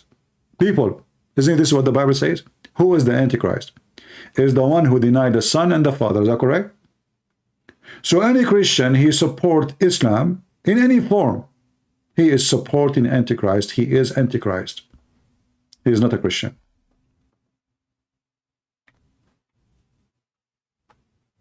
Period. Welcome to Let the Quran Speak. I'm here with Rabbi Yisrael David Weiss. He supports Palestinians, and I'm going to ask him why that's so. Rabbi, welcome to Let the Quran Speak. Thank you. Thank you. Thank you. It's an honor, a privilege to be on your program. Yeah, it's an honor. No, it's wonderful to talk to you. So tell me, Rabbi, why do you oppose the state of Israel, first of all, and why do you support Palestinians? Okay, first I pray to the Almighty that He bestow upon He prayed to Almighty wisdom that I may be worthy of conveying His message and so sanctify His name. It's not my personal opinion. What I'm representing, with God's help, is the opinion of the very religious Jews around the world. Oh, the very religious Jews around the world. They say this is the land of, this is not the land of Israel. They say that. All the Jews. But the millions of the Jews are being found in Israel.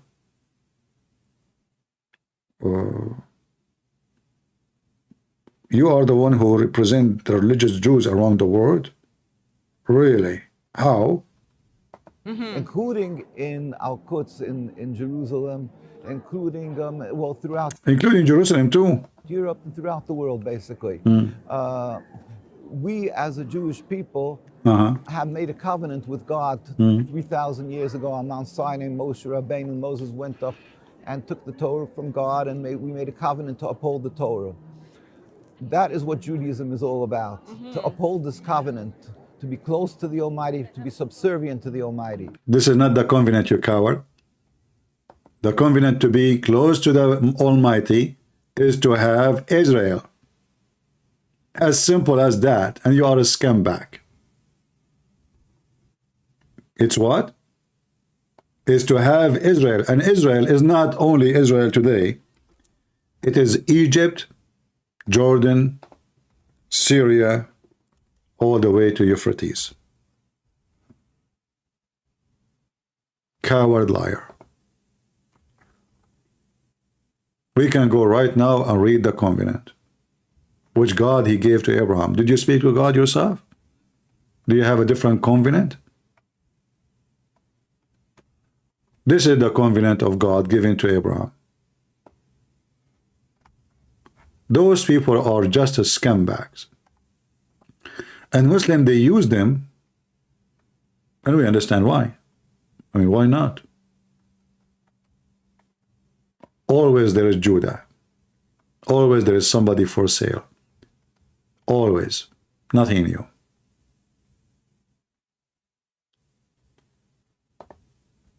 This is the covenant of God,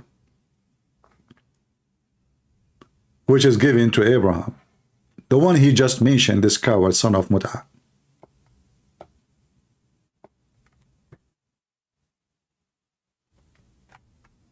Do you see it? What it says? We go down. Read with me.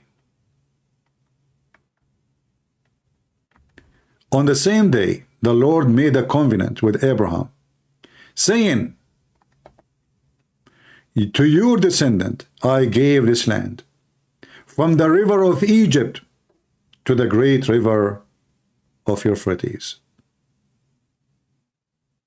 And he count even all this land which people live there. Do you see it? This is the covenant. He just mentioned that God, he gave us a covenant. And he claimed that he is a rabbi, and he opposed the state of Israel when God, he gave Abraham a covenant is to establish an Israeli state. Why don't you think they think about the kingdom? We answer you, they are liars. We refuted it from here. Not only that, the Quran copied the same story, and not only that, the Quran says that Allah commanded Moses to take the Holy Land which is assigned to you. Why you don't think about that? We are here to get you busted, Abdul. In fact, the city of Yathrib, which Muslim now they call it Al-Medina, which supposedly where Muhammad was buried. This is a Jewish city and the Jews should take it back. It is documented in your books. It's documented and written by the hand of the Muslims. No Muslim can deny it, and the Jews should take it. And if the Jews one day decide to take the city of Yathrib, and they are short of men to go and invade, I will be happy to join. Because we need to free the city. And we need to avenge with justice for those Jews who were killed there. Justice is coming to town, Abdul. Why don't you think Al-Mahdi and the Isa sound a lot best of false prophet? There's no such. Al-Mahdi is just a fiction story. The Muslim they are connected to. There's no such a person. His name Al-Mahdi. They don't even know who's the guy. Everybody give a different story. Like Al-Mahdi, when he fell down in his ass, he don't cry. When he sneeze, he say Allahu Akbar. When he fart, he never farted. When his mother, she gave birth to him from her thigh, not from her vagina. By the way, my mother, she gave birth to me from her shoulder. Yeah, those true story. So what Mahdi? The Mahdi is just a fiction story. This religion is always about fictions. What Mahdi? And how his name is Mahdi? So what Muhammad did? Mahdi means the guidance. If that guy is the Mahdi, so Muhammad did nothing. Abdul Akbar, stop spamming the chat. You know, you want to call me. Otherwise, you take a hike. We don't have time for kids. Let your mom call to me, not your dad.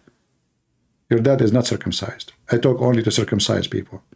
And that is your mom. Your mom was a man. She circumcised himself because the one who did that was a Hamas. So he cut extra. And it became a female. So let your mom talk to me. I mean, even Abraham, according to Muhammad is a storyteller, dummy, silly, donkey. How Abraham, he did circumcision?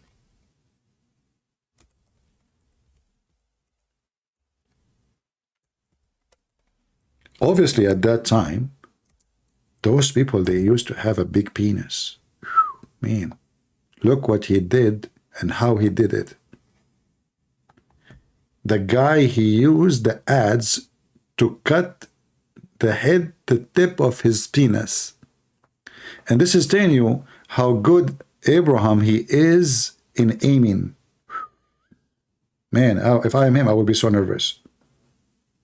But anyway, I mean, Abraham he said to himself, I mean, if I miss 7 inches, 8 inches, 20 inches, what I will do is nothing. Still it's going big, so big. So he put it in the table. You know, his wife, they put 3 tables like next to each other to make it fit, you know. They put the penis on it's like Subway, you know, long Subway. Falafel. So let's carry it. And his wife, she is holding the tip of it. She could not carry it. Okay, put it back. We need to ask for help. Hey, servants, come over. Sir, I cannot touch your penis. I'm minding you, man. Carry it. And you too. And you too. You. You're a female. So what? It's a blessing. Just touch it. Hold it. Carry it. So they carry the penis of a prophet Abraham, which is so huge, obviously. And then he said, now how we will do circumcision. What the heck? At that time, there is no Caesar with that. So what he will do? His wife, she told him that there was no Caesar, but there was a van. She told him, what about we close the door of the van over the tip of your penis? He said, what the heck? What if the door of the van stuck and now I cannot take my penis from there? No, that's not a good idea. She said, what about we take you to the railway station, you put your penis at the tip of the railway? That will make my penis flat, not cutting it. Don't you know that it's very flexible? Anyway, at the end of the story, to make the story short and shorten the penis of Abraham, he decided to use ads, which is very logical. What about Iran?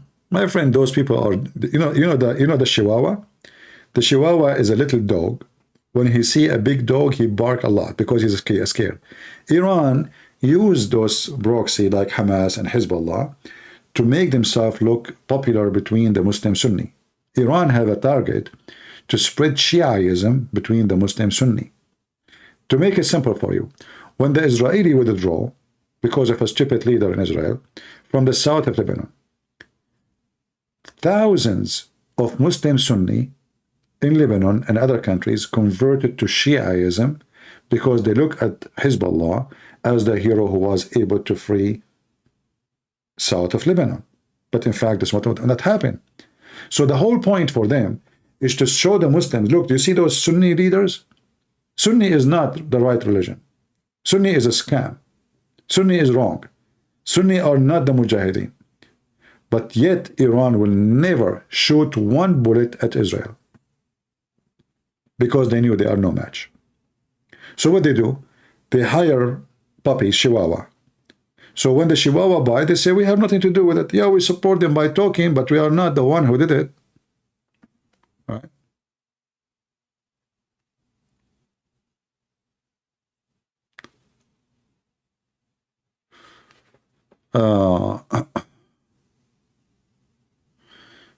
Anyway, so if you are expecting that Iran will be involved in this war, I guarantee you, Iran will never dare. Hezbollah itself will never dare. Hezbollah might throw some rocket. You see, there's an agreement since 2006 when the Hezbollah was smashed and cooked by the Israeli army. Hezbollah signed an agreement to depart. And the agreement is that within a few miles from the borders, if an exchange of fire happened, that is not a break of the agreement. Only in that area. And which area? Some, they say, that the territory which is still in the hand of Israel is the Lebanese originally, which is not true. However, even if it's true, supposedly based on this agreement, that as long the shooting happened in that territory, this is not a break of war agreement, which means not a breach of the agreement. So Hezbollah will never shoot one bullet out of that distance, because this is the limit they are allowed to do. And Israel, agree upon that at that time. So what you will see now is just a game to make themselves the only one who give hand or support to Israel. But in reality, I don't think they will ever dare. Actually, me, myself, I pray that Hezbollah will get involved so they can be cooked too. That will be a nice meal. Instead of celebrating the death of Hamas, we celebrate the shish kebab of Hezbollah, and that will make the party even bigger. Because this time, Israel is not going to play games no more. Whoever get involved with it is going to be smashed. Just 24 hours ago, Israel hit the 2 airports in Syria. Why? Because of Hezbollah. Israel almost every week attack Hezbollah in Syria. And Hezbollah never dare to respond. Never. Why? I mean, they are hitting them every day. If you go right now and see how many hit the Israeli air forces or missiles did in Syria in the last just 6 months, you will be amazed. Hezbollah never strike back. They don't dare. They are barking dogs. When the Israeli army hit in Syria, they are not hitting the Syrian army. They are hitting specifically the Iranian militant and Hezbollah. Neither Iran, neither Hezbollah dare to respond. Why? You know the answer. They know they cannot do that. So whatever, like now in Lebanon yesterday, a few hours ago actually, they have a big crowd for Hezbollah supporting Hamas. This is how Hezbollah support was go in war. What about Iran now announcing that they are on war with Israel? They don't dare. They are shouting for the last 30 years, death to America, death to Israel. They don't. Because in the worst scenario, if the Israeli felt some sort of danger, overwhelmed, they will nuke them. And their nuke is not the size which anyone can even consider it as a nuke. They don't use the normal nukes. The hydrogen nuke is an old weapon Israeli have. They have way more extreme, powerful weapon. This is why all those potatoes, they scream too much, they do terrorist attack, but in reality, nobody dare to announce war. What about Pakistan to announce war against Israel? They don't dare. Nobody there. What about Erdogan? Erdogan is a massive army. He don't dare. He will not even dare to mention that.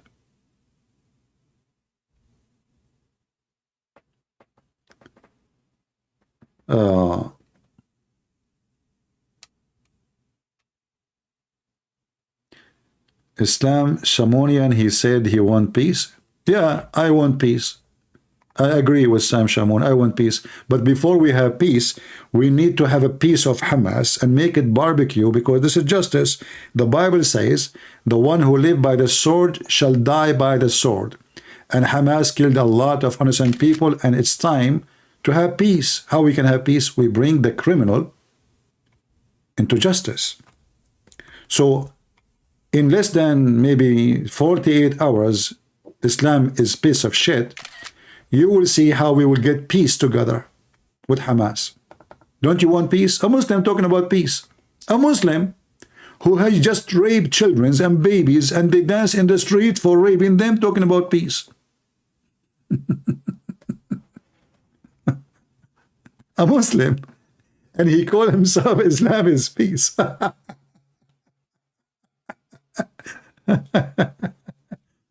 Yeah, Islam is piece of shit. I agree with you. I'm not particularly right, my friend. Even Zakir Naik agree with me. Hey, Zakir, what do you want to say to him? Is Islam is peace? What do you think? Christian Prince, first of all, I don't like this picture you put for me in the screen. Zakir Naik, I did not even put it. How you know? You're so fast, man. Because I'm sitting next to you. Okay, what's wrong with this picture? First of all, why you are making those things going around my head? Because you are a holy man. Isn't it Prophet Muhammad, he used to get dizzy when he received revelation? Exactly. So, aren't you dizzy right now? Christian Prince, first of all, I am not dizzy because I'm not the Prophet. So are you saying to me that your Prophet, his real name is Mr. Dizzy? Christian Prince, respect yourself. Okay, we can change it. What about not dizzy? Disneyland. Because all his story is coming from Disneyland. Can you explain to me how the Mickey Mouse became the enemy of Allah and we should kill it? Christian Prince, first of all, Mickey Mouse is a very, very, very, very evil creature. Joel, what's wrong with you? It's a Mickey Mouse. It's a cartoon. It's not even a real thing. How you want to kill a cartoon? Very easy. How you can do that? We burn it. Islam is peace, huh? Well, just wait. When they get Hamas one after one, Christian Prince, he will go party. I don't drink. I am not in a favor to drink, but I will drink if this has happened. I promise, actually. You know, once I bought a box of beer. I don't know. I think it's expired. Still, I did not finish it. And the most funny thing is, when I bought the beer, the lady, she asked me, are you over the age of 21? Can I see your ID? There's an old woman behind me. She started laughing. She's serious.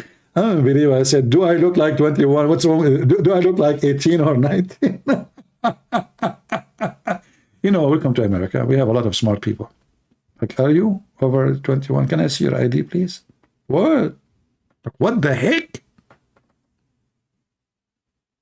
I went home. I don't have a mirror. I want to look what happened to me. Like, she's asking me if I am over 21 years old. That's true story. This is why Zakir Naik get dizzy. She must be watching Zakir Naik a lot. Oh boy. Yeah. So it's time for party. If we if they are able really. The only thing is worrying me about this thing that Hamas will be able to escape using their tunnels under the ground. I hope that the Israeli, they were able to extract a lot of information. Actually, what I heard, that a lot of target been hit by the Israeli army. It was information given from Hamas members who've been arrested last week, the terrorists. So those terrorists, they deliver extremely important information to the Israeli army. And as I know that the Israeli army already, they controlled some of those tunnels.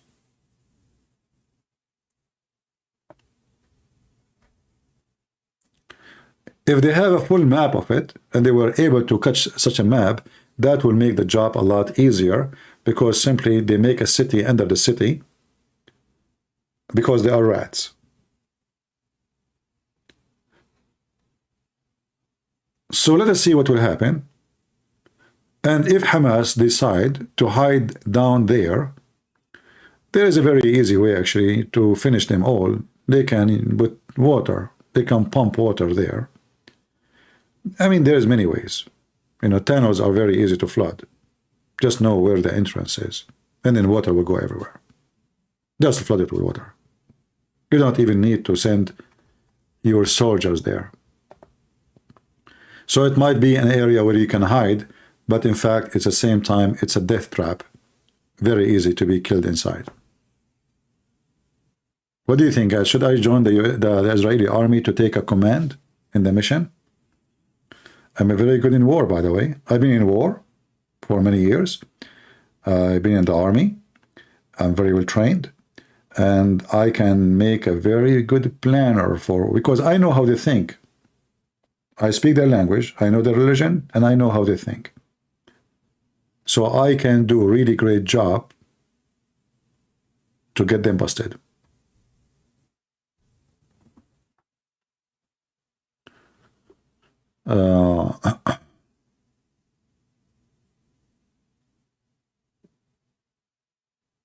Yeah, but the Israeli will not trust me because I'm an Arab at the end of the day, you know. If I go right now to Israel, I was thinking actually to go to Israel, but there is a problem right now. They don't trust anyone, especially you're an Arab. They might even not let me get in. I don't blame them, you know. I will not blame them. They don't know who you are. Oh, but they know that this guy's an Arab, right? The real war I'm doing already. Yeah, it's true. This is more actually, this is more scary for the Muhammad himself.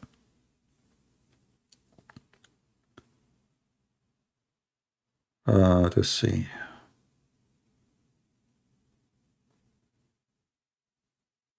All right. But won't the hostages be in the tunnel? My friend, in wartime, the whole idea of going there now, you are sacrificing your own children's. So hostages are no different. Aren't you sent your kids to fight and they will get killed in war? So when somebody says, what about the hostages? Hostages is very important to free them, but you have to assume that they are dead already. Remember, they are terrorists. They have no rules. Same time, the mission is more important than 100 hostages, because if you don't do it now, tomorrow they will kill another 1,000 and they will kidnap another 100. So a wise leader, he will be happy even if his son, one of the hostages, to let him go in order to save a nation. Which one you favor? To save a nation or to save 100 hostages? I know they are children, they are innocent, they don't deserve it, but it's war. If you go in war and you are a person who, like, you've soft, this you cannot be a war leader. You cannot bring victory to your country. In war, you have to be tough. You will bleed. Your children will die. War is not going to a restaurant to drink coffee. So either you choose with sacrificing, like how many Israeli soldiers now will die when they go there? Many. Way more than the 100 hostages.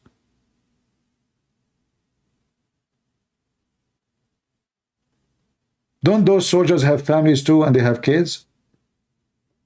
So why you are going there? You are going there because you have to do the sacrifice. It's not a choice. If you negotiate with a terrorist and you say, okay, give me the hostages, I will leave, then they will do it tomorrow. They get away with all the crimes they did. Never negotiate with terrorist, because he will come second day. Just to give you an example, if a group of people, they kidnap your son, and they say to you, we want $1 million. Give us the money. You give them the $1 million. Let us say they keep their promise. They release your son. A few days after, another group kidnap your son. Give us $1 million. A year after, you just told all the criminals in the town, you kidnap my son, you take my money.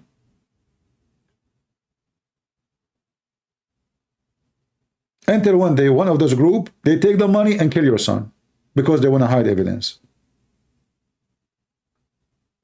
So when you negotiate with terrorists and you pay them, because this is a payment, by the way, you're paying them. Hamas now, they consider themselves like heroes. Muslims are praising them. So if you don't show them the consequence of doing such an act, they will do it every day. Like the stupid Biden, he decided to give Iran $6 billion in exchange of American prisoners. Why you want to do that? Because simply they are stupid. Iranian now, anytime, they kidnap some American and they ask for ransom. Very simple. Anytime they want to force any European country, they just take any citizen of your country and negotiate. Even if the citizen did nothing, they can accuse him of anything. Anything you can imagine. Very simple. So if you agree with them and you give them what they want, they will kidnap more and they will never stop. So it's very stupid from someone like Biden and those liberals to do what they are doing. They should not give a penny to a terrorist. And then Iran will stop doing that because they notice, okay, if we take American citizens, those guys, they don't care. Okay, have him. But because we have people in politician, and politician is about what? It's about winning election, making yourself look good. They don't care really for fighting and being victorious against the enemy or the one who caused dangerous act to the country. They care only how they can be elected again. All those who work in politics, they don't say the truth, for they do politics. And politics is always about, let us lie to each other. Everything in politics is about, let us lie to each other.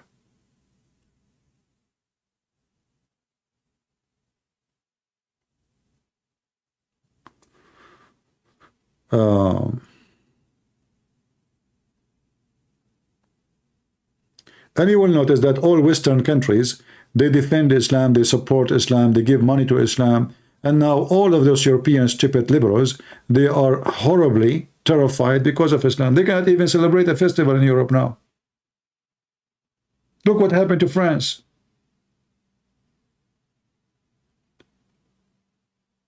You speak against Islam, they accuse you of phobia. But all European countries now, they are in a terror alert every day, not only now. If you go anywhere in Europe, they start putting those steel coming from the ground to block roads. Why? Because Muslims, they drive their cars and they kill as many when they have festival. But who is Allah? Who is the one who is the one encouraged them to come? It is the same stupid European. Any ship come from the sea, any refugee, take him, take him, take him. And now you got what you got. You deserve it.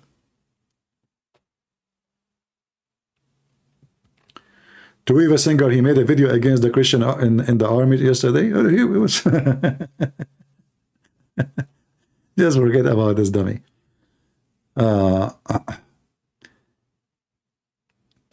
What do you think about Musab Suhaib Hassan? Well, he's a good man. He's not against Israel. He supports Israel, actually. This guy, he helped Israel a lot to avoid terrorist activities. He is a son of Hamas founder, or the Hamas, let us say, the new founder, and he helped the Israeli army. How he can be against Israel? You know, why if somebody speak against action Israeli done, he is against Israel? This guy, he helped them thousands of times, leaking information about attack. Hey, hello, they are going to put a bomb in the bus there. Do something. Suddenly this guy now is against Israel. Where do you get your information from? From what's his name? Walid Shubat? Walid Shubat, the way I see it, he got jealous. He was the only one claiming to be the ex-terrorist, and he become a Christian. Now there's a new guy, and he is way more powerful. The son of Hamas founder, he became a Christian. So jealousy, so he started accusing him he's against Israel. It is not true.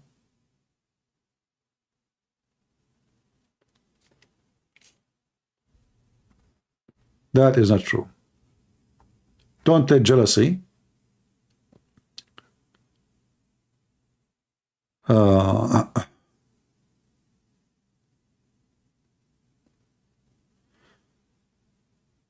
Yeah, we have Ed, he is saying, yeah, actually I did join the USA Army in the time of war with Iraq. You are right.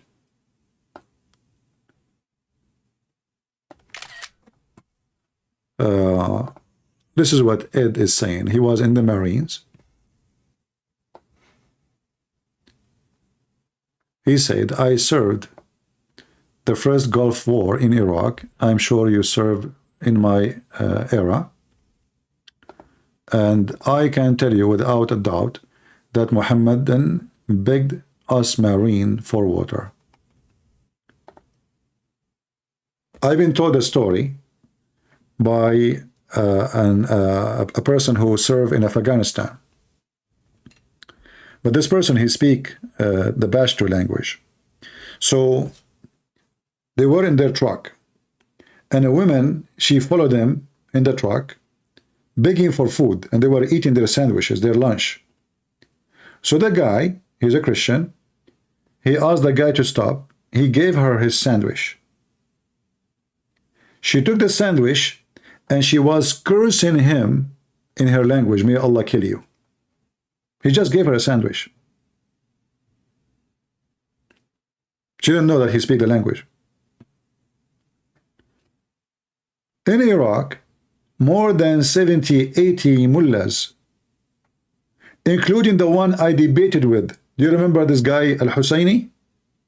Do you remember him, the head of the Shia in Detroit? Hisham Al-Husseini? He was one of the mullahs who went, they made an assembly begging George Bush to free them from Saddam Hussein.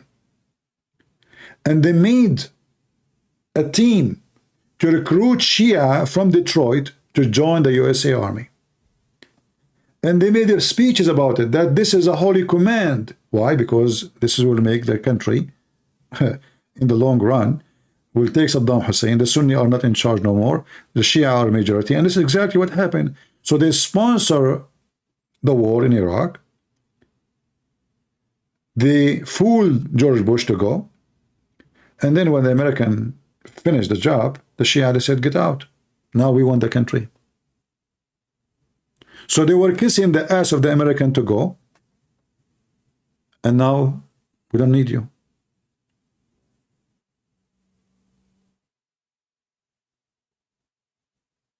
That's what they do. And simply, George Bush, he gave Iraq to the Shia, to Iran. However, if you ask me, I say that was a good thing. Why?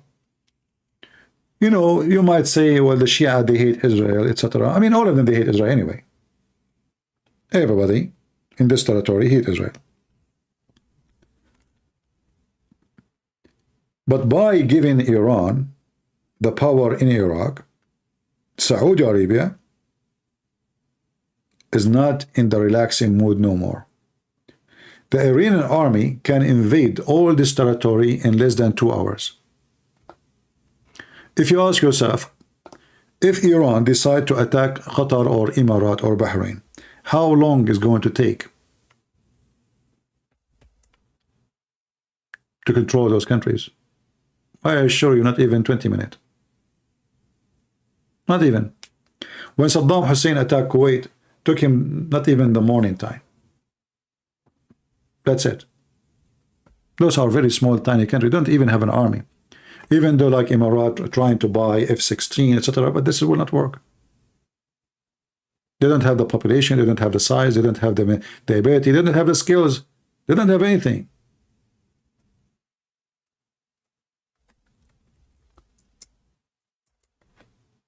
The Muslim Sunni now are not really worried about Israel. Actually, they don't care for Israel. What they are worried about is Iran. And that is the good thing about the war in the Gulf. Otherwise, everything about it is ugly. War in general is ugly. Nothing good in war. So if you go right now and you check the map, this is Iran. And this is the Gulf. It's just a throw of a rock. And the Iranian, they will be there. And not only that, now Iran is controlling the biggest size of Yemen. Which means, if a war happened with those countries, the Yemeni, which is the Iranian Yemeni, they can close this entrance for the Red Sea, which mean the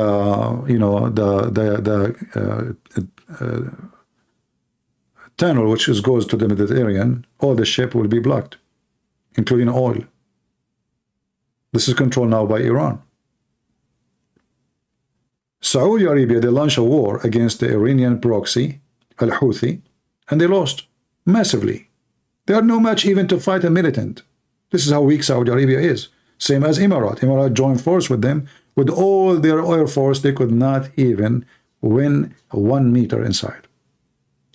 Finally, they decide to go in agreement with Iran, aka Al-Houthi, for cease of fire, because the Saudi, they are exhausted. They spend a lot of money and they lost a lot of men. So now we have the Iranian. Maybe we need to draw something here so you guys can understand with me what we are talking about.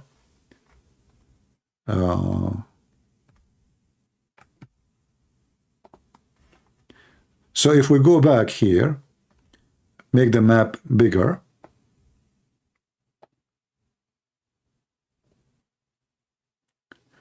Iran have a huge militant force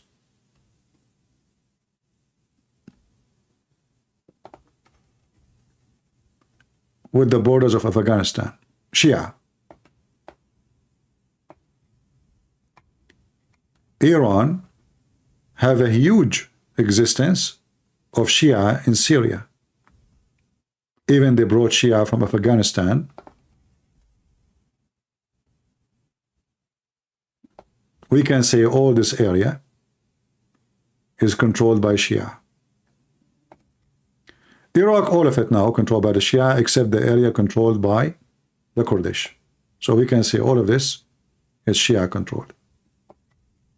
Yemen, most of it is controlled by the Shia. Oman, they are kind of Shia. Abadiyya is kind of close to the Shia, and they are very friendly to Iran, so they are not a part of any business. So as you see, the Sunni countries, they feel the risk that the Shia are surrounding them from everywhere. Muslim Brotherhood, sponsored by Iran. So when the Muslim Brotherhood, they took over Egypt a few years ago, that was a victory for Iran. But then Saudi Arabia jumped, and they discovered that the Muslim Brotherhood, with the help of the Iranian, they are going to take over and make a coup against the kingdom royal family in Saudi Arabia. So they start arresting them in all those countries. In Qatar, Saudi Arabia, if you go right now, you search, you will find that Muslim Brotherhood, including Hamas, are considered terrorist organization by Emirat, Bahrain, and Saudi Arabia.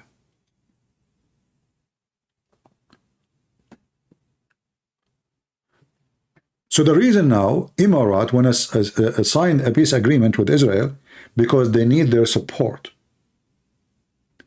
Iran is so close, is there. It's just a few meters away. In fact, the Iranian already, they occupy the island of Abu Musa from Emirat. There's an island here. Let us zoom in it. Just to show you how close Iran is.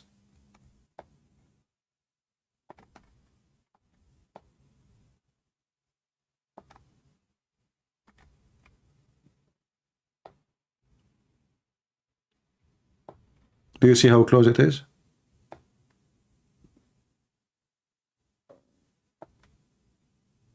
And Iran already occupying an island belong to Emirat. Already. So it's just maybe 20 minutes by fast boats. The Iranian, they can land on Emirat.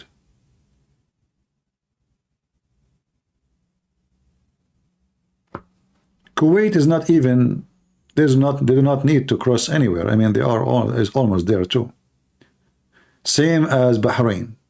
This is why Saudi Arabia, they build a bridge between Saudi Arabia and Bahrain, because the Shia number in Bahrain is increasing extremely fast. Shia, they have more babies than Muslim Sunni because they practice more mut'ah.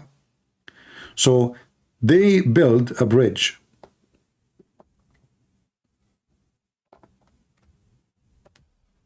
This bridge, you can see it with Google. The whole point of it is to give Bahrain more security and more supply of a human resource. Same time, give it the protection, extra protection. Bahrain, they even import from Pakistan Muslim Sunni to work in the army, because they want to adjust the number of the Shia. The Shia is the major population. So they bring a person from Pakistan who they are skilled with arm and weapon, or serving in the army, or pilot. You serve in the Bahrain army for 5 or 6 years or 10 years contract. After that, they give you citizenship because they want to increase the number of Sunni. All right. So the Middle East is messed up, and the fear, all those Muslims countries, the Muslim Sunni, they are in fear of Iran. Iran is going to eat them alive. This is why the Muslim Sunni, they are praying day and night that a war will happen between Iran and Israel, so they can sit and watch. For me, I don't want the war to happen between Iran and Israel. I would like to see it happening between the two evil sources, Sunni versus Shia. You know, those countries like Dubai, if one missile failed from Iran, Dubai will be empty. The business will collapse. Anytime now they start speaking about war, everybody in those territories will leave, and the country will collapse. Those economies are made from cartoon. They are not real. Dubai does not have a real economy. Same as Qatar, because all their money as Qatar coming from gas and oil. So if the war started, all the oil supply from those countries will stop. Their economy will collapse. If you remember, during the war with Iraq, between Iran and Iraq, the Iranian at that time, they were very weak compared to now. They put a lot of bombs in the water. So any ship is going in the water, hit them, and boom, the oil ship destroyed. So the oil supply from the Gulf during that time for almost 9 years was really in trouble. And now, all those countries, Saudi Arabia, Emirat, Bahrain, everybody, they are lining in the line to sign agreement with Israel, because the agreement will not be only about let us have normalization of relationship. No, it's going to be an agreement of military and support. The same they did with Emirat. The same they did with Bahrain. The Israeli will provide intelligence support and high-tech support. And now for sure, as you know always, there is agreement which is not to be published. Secret agreement. And those agreement is against Iran. As they say, the enemy of my enemy is my friend. So Emirat, Bahrain, Qatar now is protected because they play the hyena. You know, they have the biggest base of the American, and they are friend to the Iranian. They are friend with Al-Qaeda. They are friend with everybody. Hyena. Same time they are Muslim Brotherhood. But this is why Saudi Arabia, not long time ago, before Trump he leave, they put sanctions on Qatar because they support Muslim Brotherhood and they support Hamas. But we have a stupid president at that time. His name is Trump. This potato Trump, because he worship money and because Qatar, they bribe his son-in-law, who was going to go bankrupt. They rent his building for $1 billion. He forced the Saudi and Emirati to lift the sanctions from Qatar. In fact, even the last week of Trump, the last week, he made a threat to Saudi Arabia. You should release, open the border now. And they did.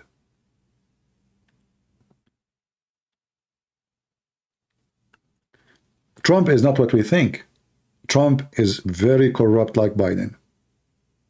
Trump is the same person who went in the front of the White House saying, Qatar should stop supporting terrorism now. It looked like it, he did it, so they can call him, says, what is your price? 2 weeks later, they rented the building from his son-in-law. Since then, Qatar is our friend. And he supports Qatar wherever he go. But if you say those things, many people, they get upset because they are, you know, they think Trump is he's a good man. He's the same. He is the one who left the sanctions on a country sponsor killing Christians and Jews. Trump did it, not Biden. If you don't believe me, go check it out. You will see the video on YouTube, Trump saying Qatar should stop support terrorism. Less than 10 days after, Trump is selling 35 airplanes to Qatar. How they are supporting terrorism? And then 10 days after, you are selling them weapon, expensive one, high technology.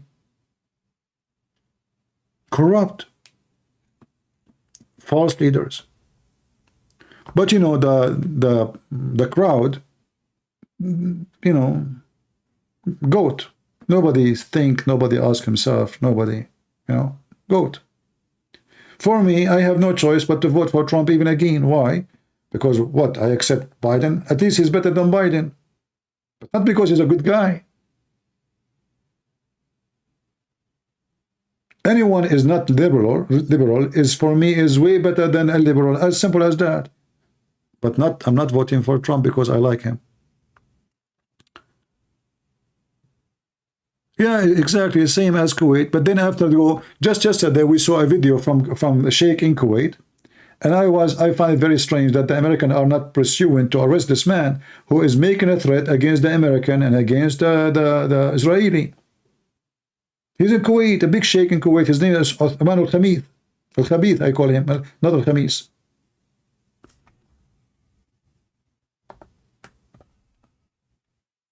This guy, he's a Muslim Brotherhood too.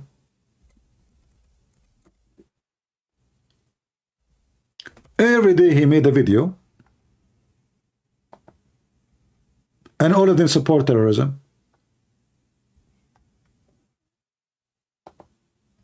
And he is in Kuwait.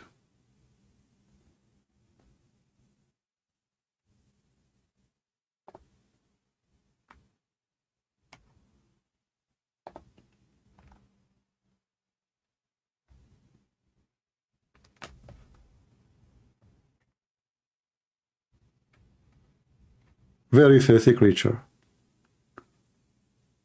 The American embassy, they can ask immediately for his arrest. And Kuwait will not dare to say no. But because we have a fake president and fake government, liberals, you know, what do you expect? What do you expect from people who do not know their gender? Do you expect intelligence? Logic? No. Do you support Ron DeSantis? Absolutely. This guy is a very good guy. Look what happened. President Biden, he did not do anything to remove Americans who need to travel out of Israel. DeSantis, who is not the president, he's not. He's just a governor of Florida, right? He made an order that to provide airplanes to remove any person who is from Florida from Israel.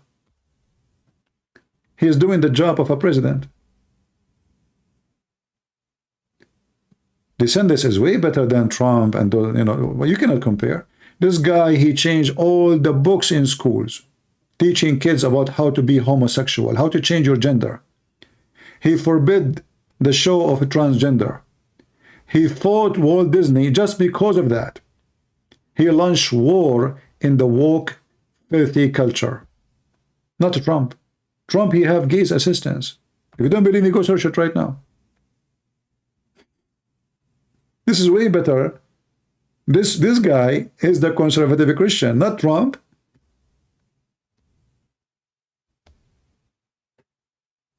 Trump is for sale. He's a businessman. Who pay more?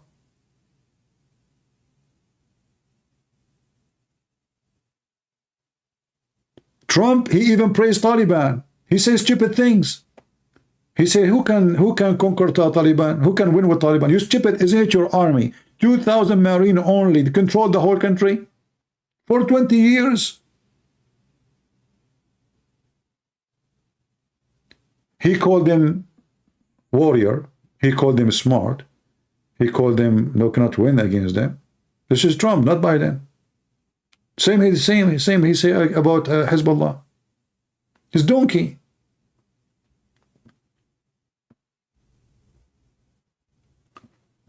So, but if you say that, you know, those who support Trump will be upset. But I don't care. I mean, I say things as it is. I make fun of myself when I do something wrong. Right? Trump is a Republican candidate. No problem, my friend. Who said to you Republicans are really conservative? 90% of them, they are not really. You see, those who they are in politics, they go with the mood. So if the majority of population support homosexuality, everybody will support it. Because this is what the point, you want to win the election, right? Those, they don't care for ethic, they care for how to win the election. And same with Trump. Trump, he noticed that the one who they are voting for him, they are going to be the Christian, not the liberals. So he started giving them ideas that he is a conservative person. But in reality, this guy is a womanizer. He sleep around, he cheat. He's a playboy. He have nothing to do with conservative. He's not. All of us, we knew this. The guy, he paid $800 tax. Trump, with all the money and the palaces he have, the whole year tax is $800. Where is the ethic? It's not $800,000. I mean, even $800,000 should be nothing. This is nothing. There is no way it's $800. When I pay my tax, they take my heart with it.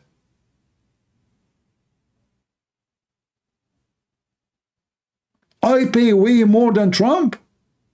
Why?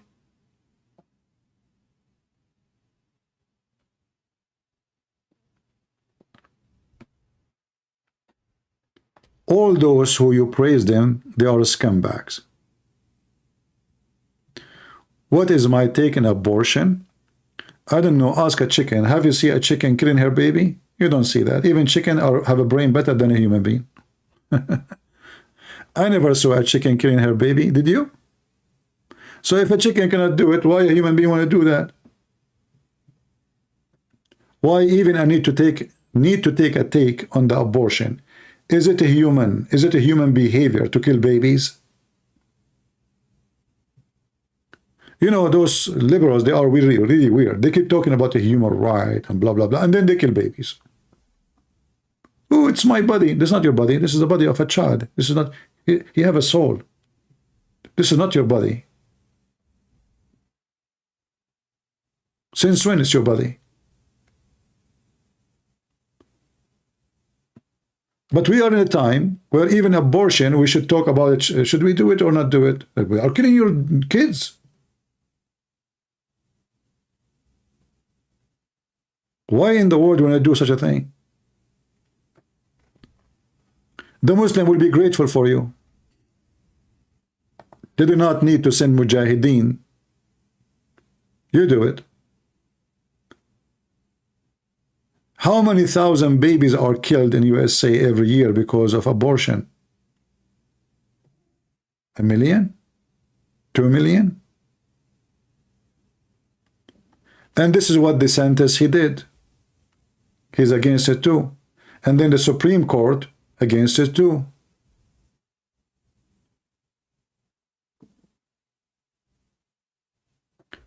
Trump is a self-worshipper person. The guy he think he is like coming from the sky.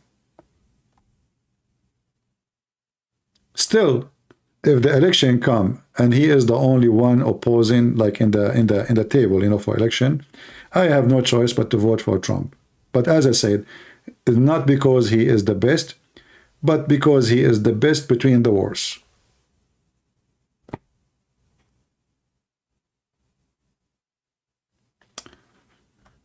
Anyway, I think we have enough for today. It's already 5 a.m. here. It's time for me to have some coffee. Who want to drink coffee with me? Anyone?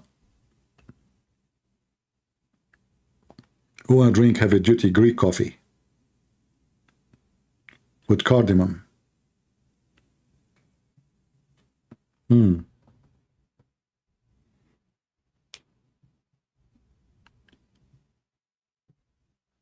Let's see.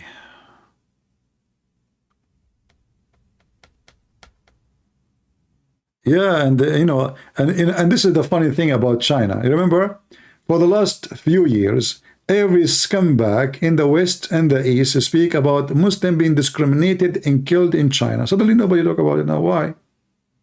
Because simply it was an agenda. It's just an agenda. They want to stop China. They are being unfair to China. I'm not defending China, by the way. But they frame a person the same as they frame Trump to be racist against black people. The guy is not. But they frame him. He's against Asian. He hates Asian too. He hates black people too. He hates Hispanic. He is a KKK. So they frame you. The same as the Muslim, they frame me too. They try to make my reputation bad. The same way Western, they start attacking China because China is getting massive, strong, powerful. And they do not know what to do with China. So how we can stop China? The Muslims. Suddenly, even Trump, he defend the Muslim in China.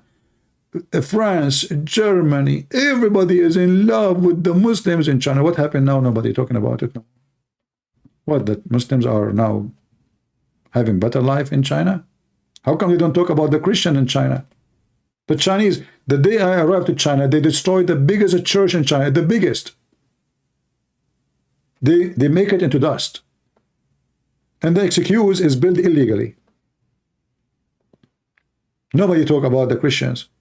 So when they pick up on the Muslim, says we are defending the right of Muslim because now they are more legitimate. See, they are not defending the Christians. So the liberals will not be upset because you cannot be a liberal president and defend the Christian. Shame, you cannot do that. Let the Christian die. We hate them. Let us defend the Muslims. We love the Muslims. So liberals, they line up fighting against China, and all is a false excuse. China, they put in jail only terrorists. When I went to the Forbidden City, I don't know if any one of you been there, there is, they put like the big concrete steel column in the walkway. And there's the front of me, there's Chinese people. You speak English? He said yes. And I was surprised actually that those Chinese, they were really tall, you know. My idea always Chinese people are short. So I told him, why all those things? They are annoying for people who they are lining up to get in. He said, because of terrorists. So what they do as usual, Muslim terrorists, they drive their van over this area because this is where tourists come. And they drove over everybody. Muslim, they carry sword and they attack police stations. They cut their head. They kill farmers. So if they jail them, the Chinese government are ugly, disgusting. But the American, they bring in terrorists and putting them in the Guantanamo Bay. It's okay. Bombing them is okay. But China cannot do that. Right? Hypocrisy. And people believe, you know, people listen to TV and they believe it. And they are the Chinese, you know. The Chinese is a communist. They are like you liberals. They are communist. Aren't you the liberals? Are you communist?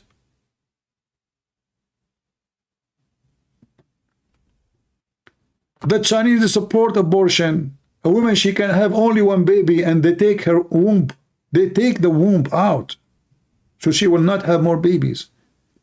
Now the stupid Chinese government, the communists, like those liberals, they find out that this is a big mistake. So now they are begging women to have babies, but nobody want to have babies no more because generation used to have only one baby.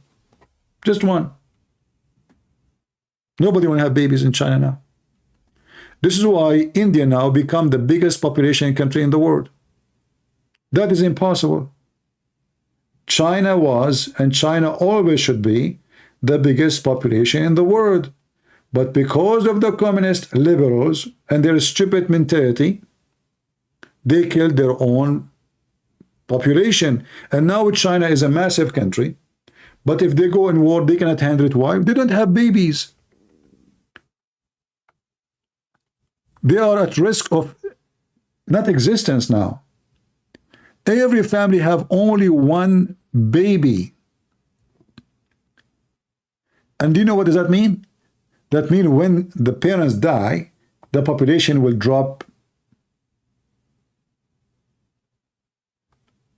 2/3. Because everyone have one baby. 2 people die, 1 is alive. The 3 is gone. Now we have 1. Now the one to have a baby, to have a baby himself, you have to get married. And look what happened, because now they force people to have only 1 child. Most of the Chinese, they choose to have a male baby. They give them the chance to choose the egg. You want male or female? The majority, they choose to have male. So now they are short of women, which means even if they try to have children, they cannot, because they don't have equal number of women. This is what happened when you follow the stupid liberals. Liberals are stupid. And they are so stubborn, they think they are the smartest. So now China built the kingdom of wealth, manufacture, but they lost their population. If they go in war right now, the biggest risk is population. Japan is suffering from the same thing. Korea is suffering from the same thing. People, they walk in the street and they have puppies in the baby cart, not babies.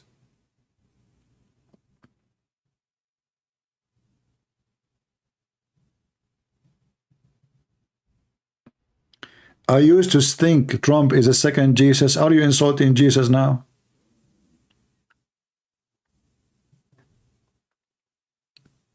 Crazy people.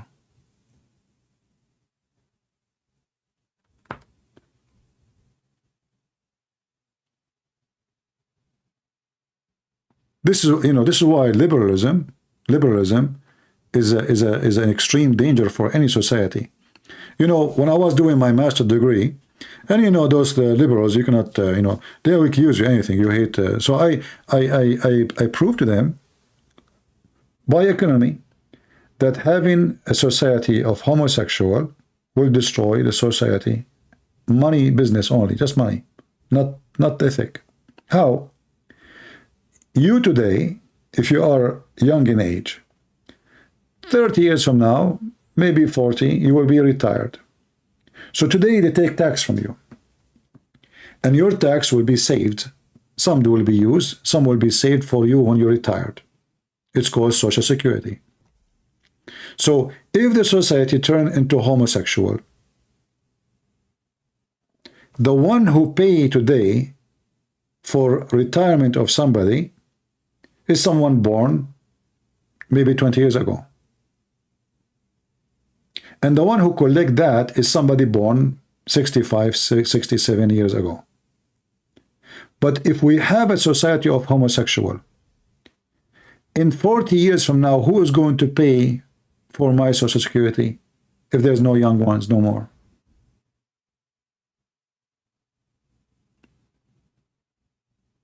Do you understand? In order to get your Social Security retirement after 40 years from now, you need a newborn women and men to be growing and become a workforce, pay tax, and from their tax, they will give you Social Security. Not your tax. Your tax is already spent. So if the whole society became homosexual,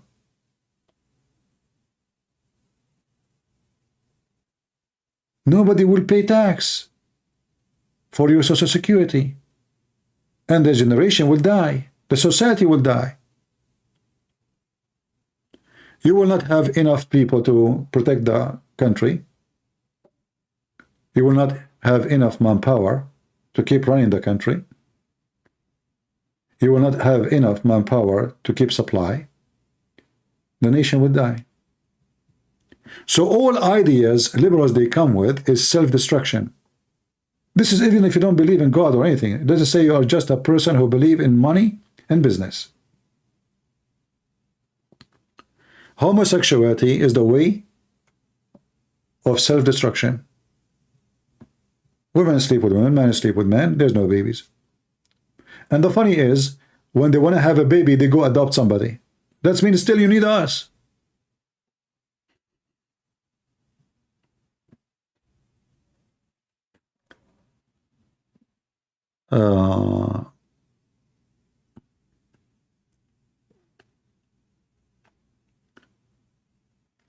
This is why we, as a Christian, we should stand and say the truth and share what makes sense with people.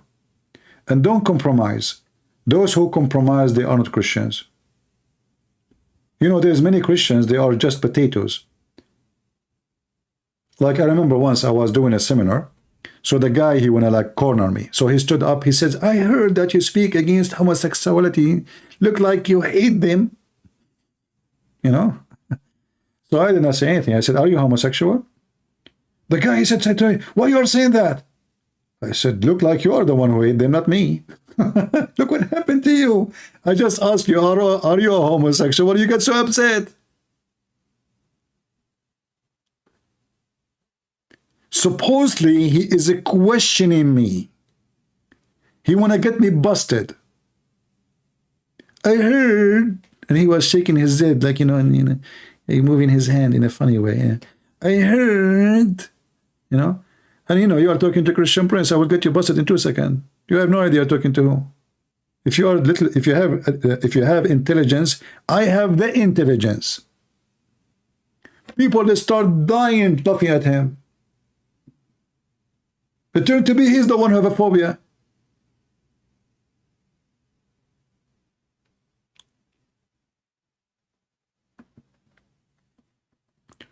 So, you know, like in debate, in argument, you have to have knowledge, you have to have wisdom, and you have to have the gift, a gift given to you from God. But if you are a Christian and you want to argue and debate, educate yourself first. Don't be a big mouth, open your mouth and you lose an argument. That is not right. So educate yourself about everything around you, not only about the Bible. Those people don't believe in the Bible. If you try to show them from the Bible, that's not the right thing to do. You have to show them with the proofs and evidence which they understand and they accept for their own way of life.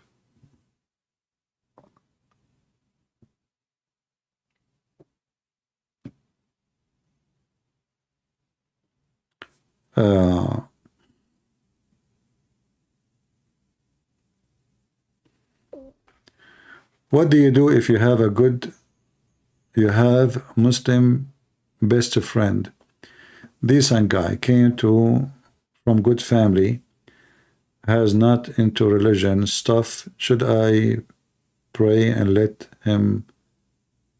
the time tell? Yeah, you see, Steve, the issue is, you know, I grew up in the Middle East, right?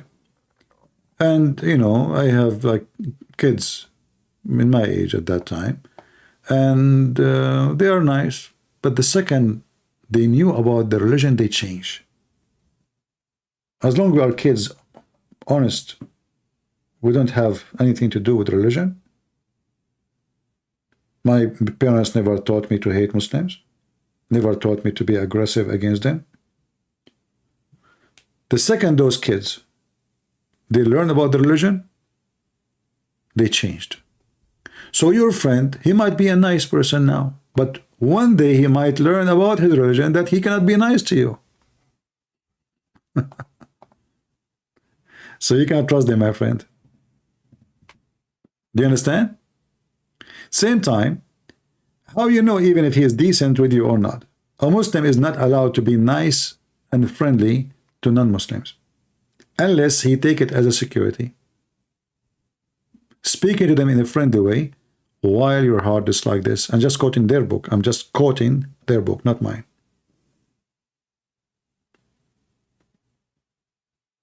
So are you going to risk having a relationship with someone he might just playing with you? Or maybe tomorrow he will go to the mosque and they will tell him to do jihad? His book is the book of the devil. He's nice or not doesn't make any difference for me.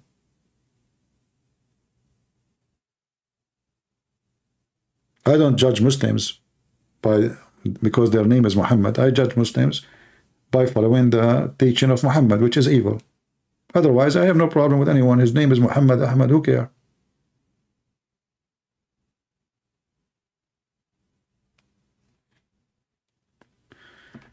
All right, it's time to make coffee. I might come back if the operation, you know, the surgical operation started against Hamas, because I will be really happy to see that. I'm excited to see the result soon, I hope. And I promise you, I will have a party the day Hamas will be demolished. Big party.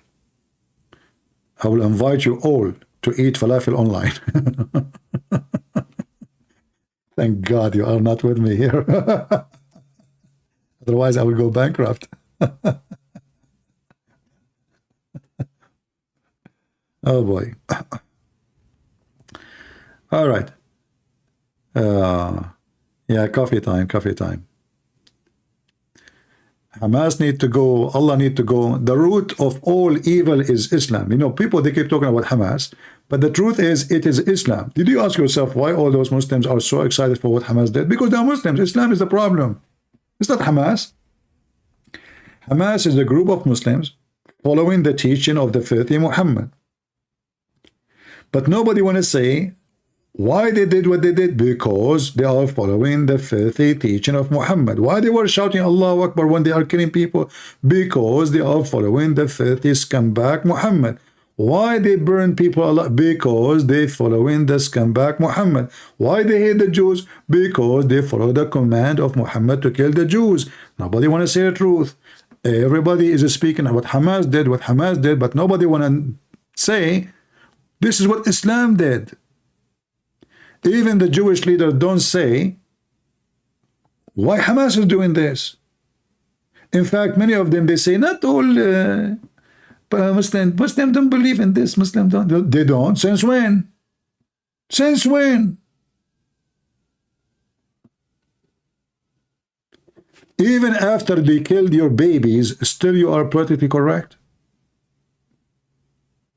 Even after they rape you?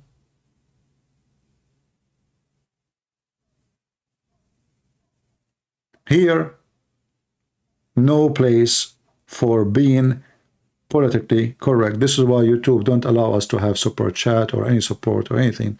No commercial. Every scumbag in the world, he can get commercial. Because they will not let you get supported. You are not politically correct.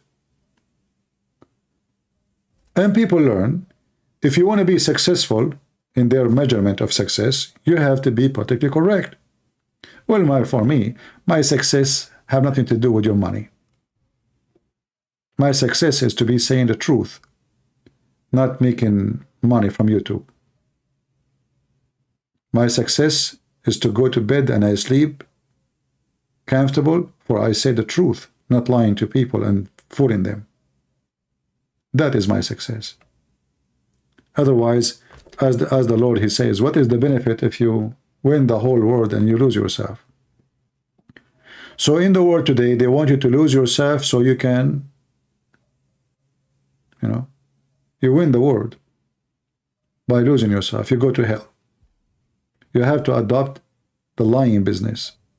Everybody lie to everybody. 90% of those who they are in politics, if not 99%, they knew Islam is evil. Many of them, they oppose homosexuality. Many of them, they oppose abortion. Many of them, they oppose many things, but they themselves, they vote for it. Why? Because they are politically correct. As simple as that. They don't dare to point their opinion with honesty because they knew that they are there to gain, not to lose. And their gain is to gain today. Positions, work, money. To lose is to lose those. For us as a Christians is to gain the truth. We are not losing. They are the losers. And their babies, they are paying the price. Their babies are confused about their gender. Their babies having 20, 50 rings in their ears and their nose. They don't know what to do with the ear. I mean, they are #1 problem in the security of the airport. They have rings everywhere. Their belly button, their vagina, their penis, their toes, their nose, their tongue. Confuse people. Their babies is the one commits suicide, not the Christian kids. Because they lose their comfort, they lose their security, they lose their confidence, and they don't know what they are. And this is why there's a huge number of people committing suicide from those kind of people. Who is the one going to take drugs? A Christian believer? No. There's no Christian. There's no way you can be Christian and you can take drugs or sell drugs. Who is the one who will do porn business? You can't be a Christian and you're doing porn. Bring women to work for you like androtids or human trafficking. Christianity is not only a faith, it's a solution for all kind of things we have in our life. Why people, they face problem in their families? Because when they get married, the Lord was not in the marriage. And because of that, divorce will happen. And then, even when they get married, their marriage was not real. It was just a partnership. The Lord is not there in marriage.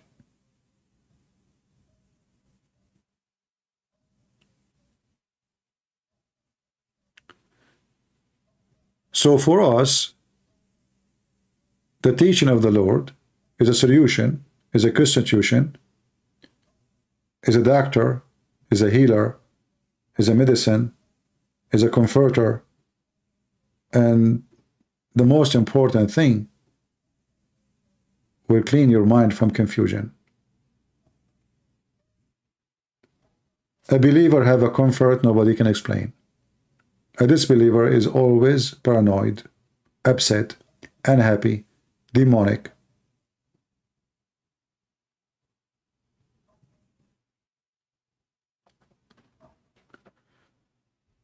So I encourage you to teach your children so they can learn the gospel for this is their support when they are youth, when they are adult. Otherwise, they will be the same as those poor children who grow in New York, Chicago. They put rings in their faces, tattoo everywhere. You cannot even see their face. Go to Philadelphia. Did you see Philadelphia? This is the atheist city. People walking like zombies. You know what zombies mean? I'm not joking.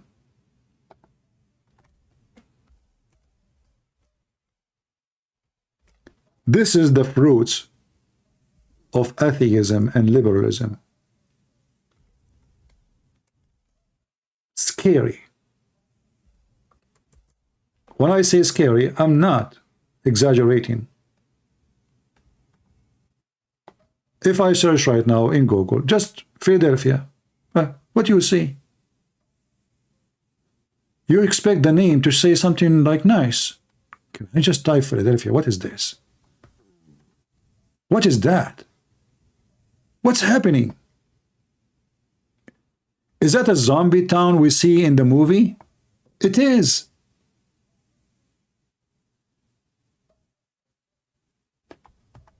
This is not a fiction movie.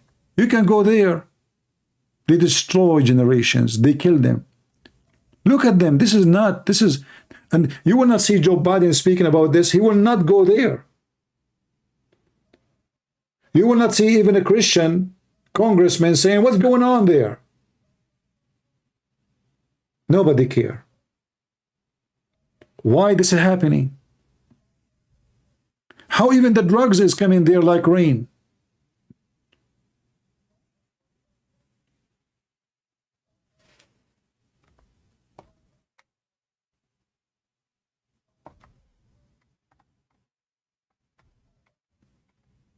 The whole city is a zombie city.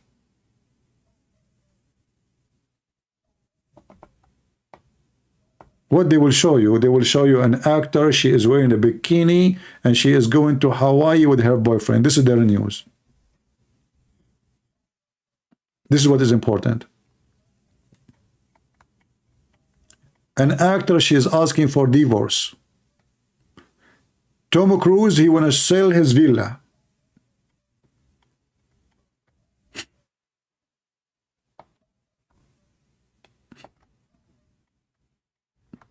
You notice that all of them, they are bending over like Muslims, praying to Allah. Look at the faces.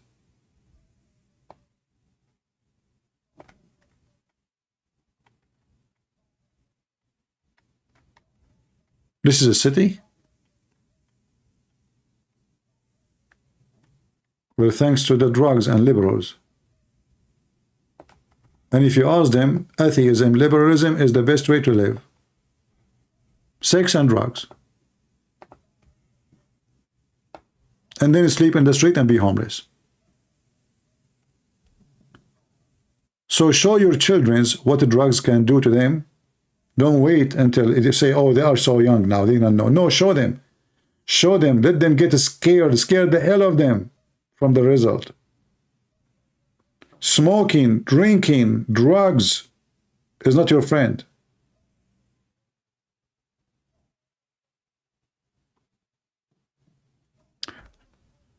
Anyway, I might be back in a few hours to see what is the update in Israel.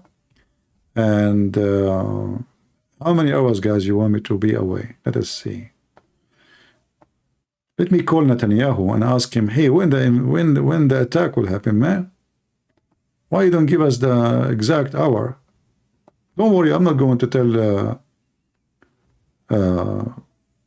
Hamas. I will call only Obama. Their friend Obama or this rabbi.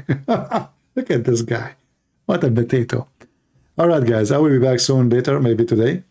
Depend on if the invasion start to get those dogs.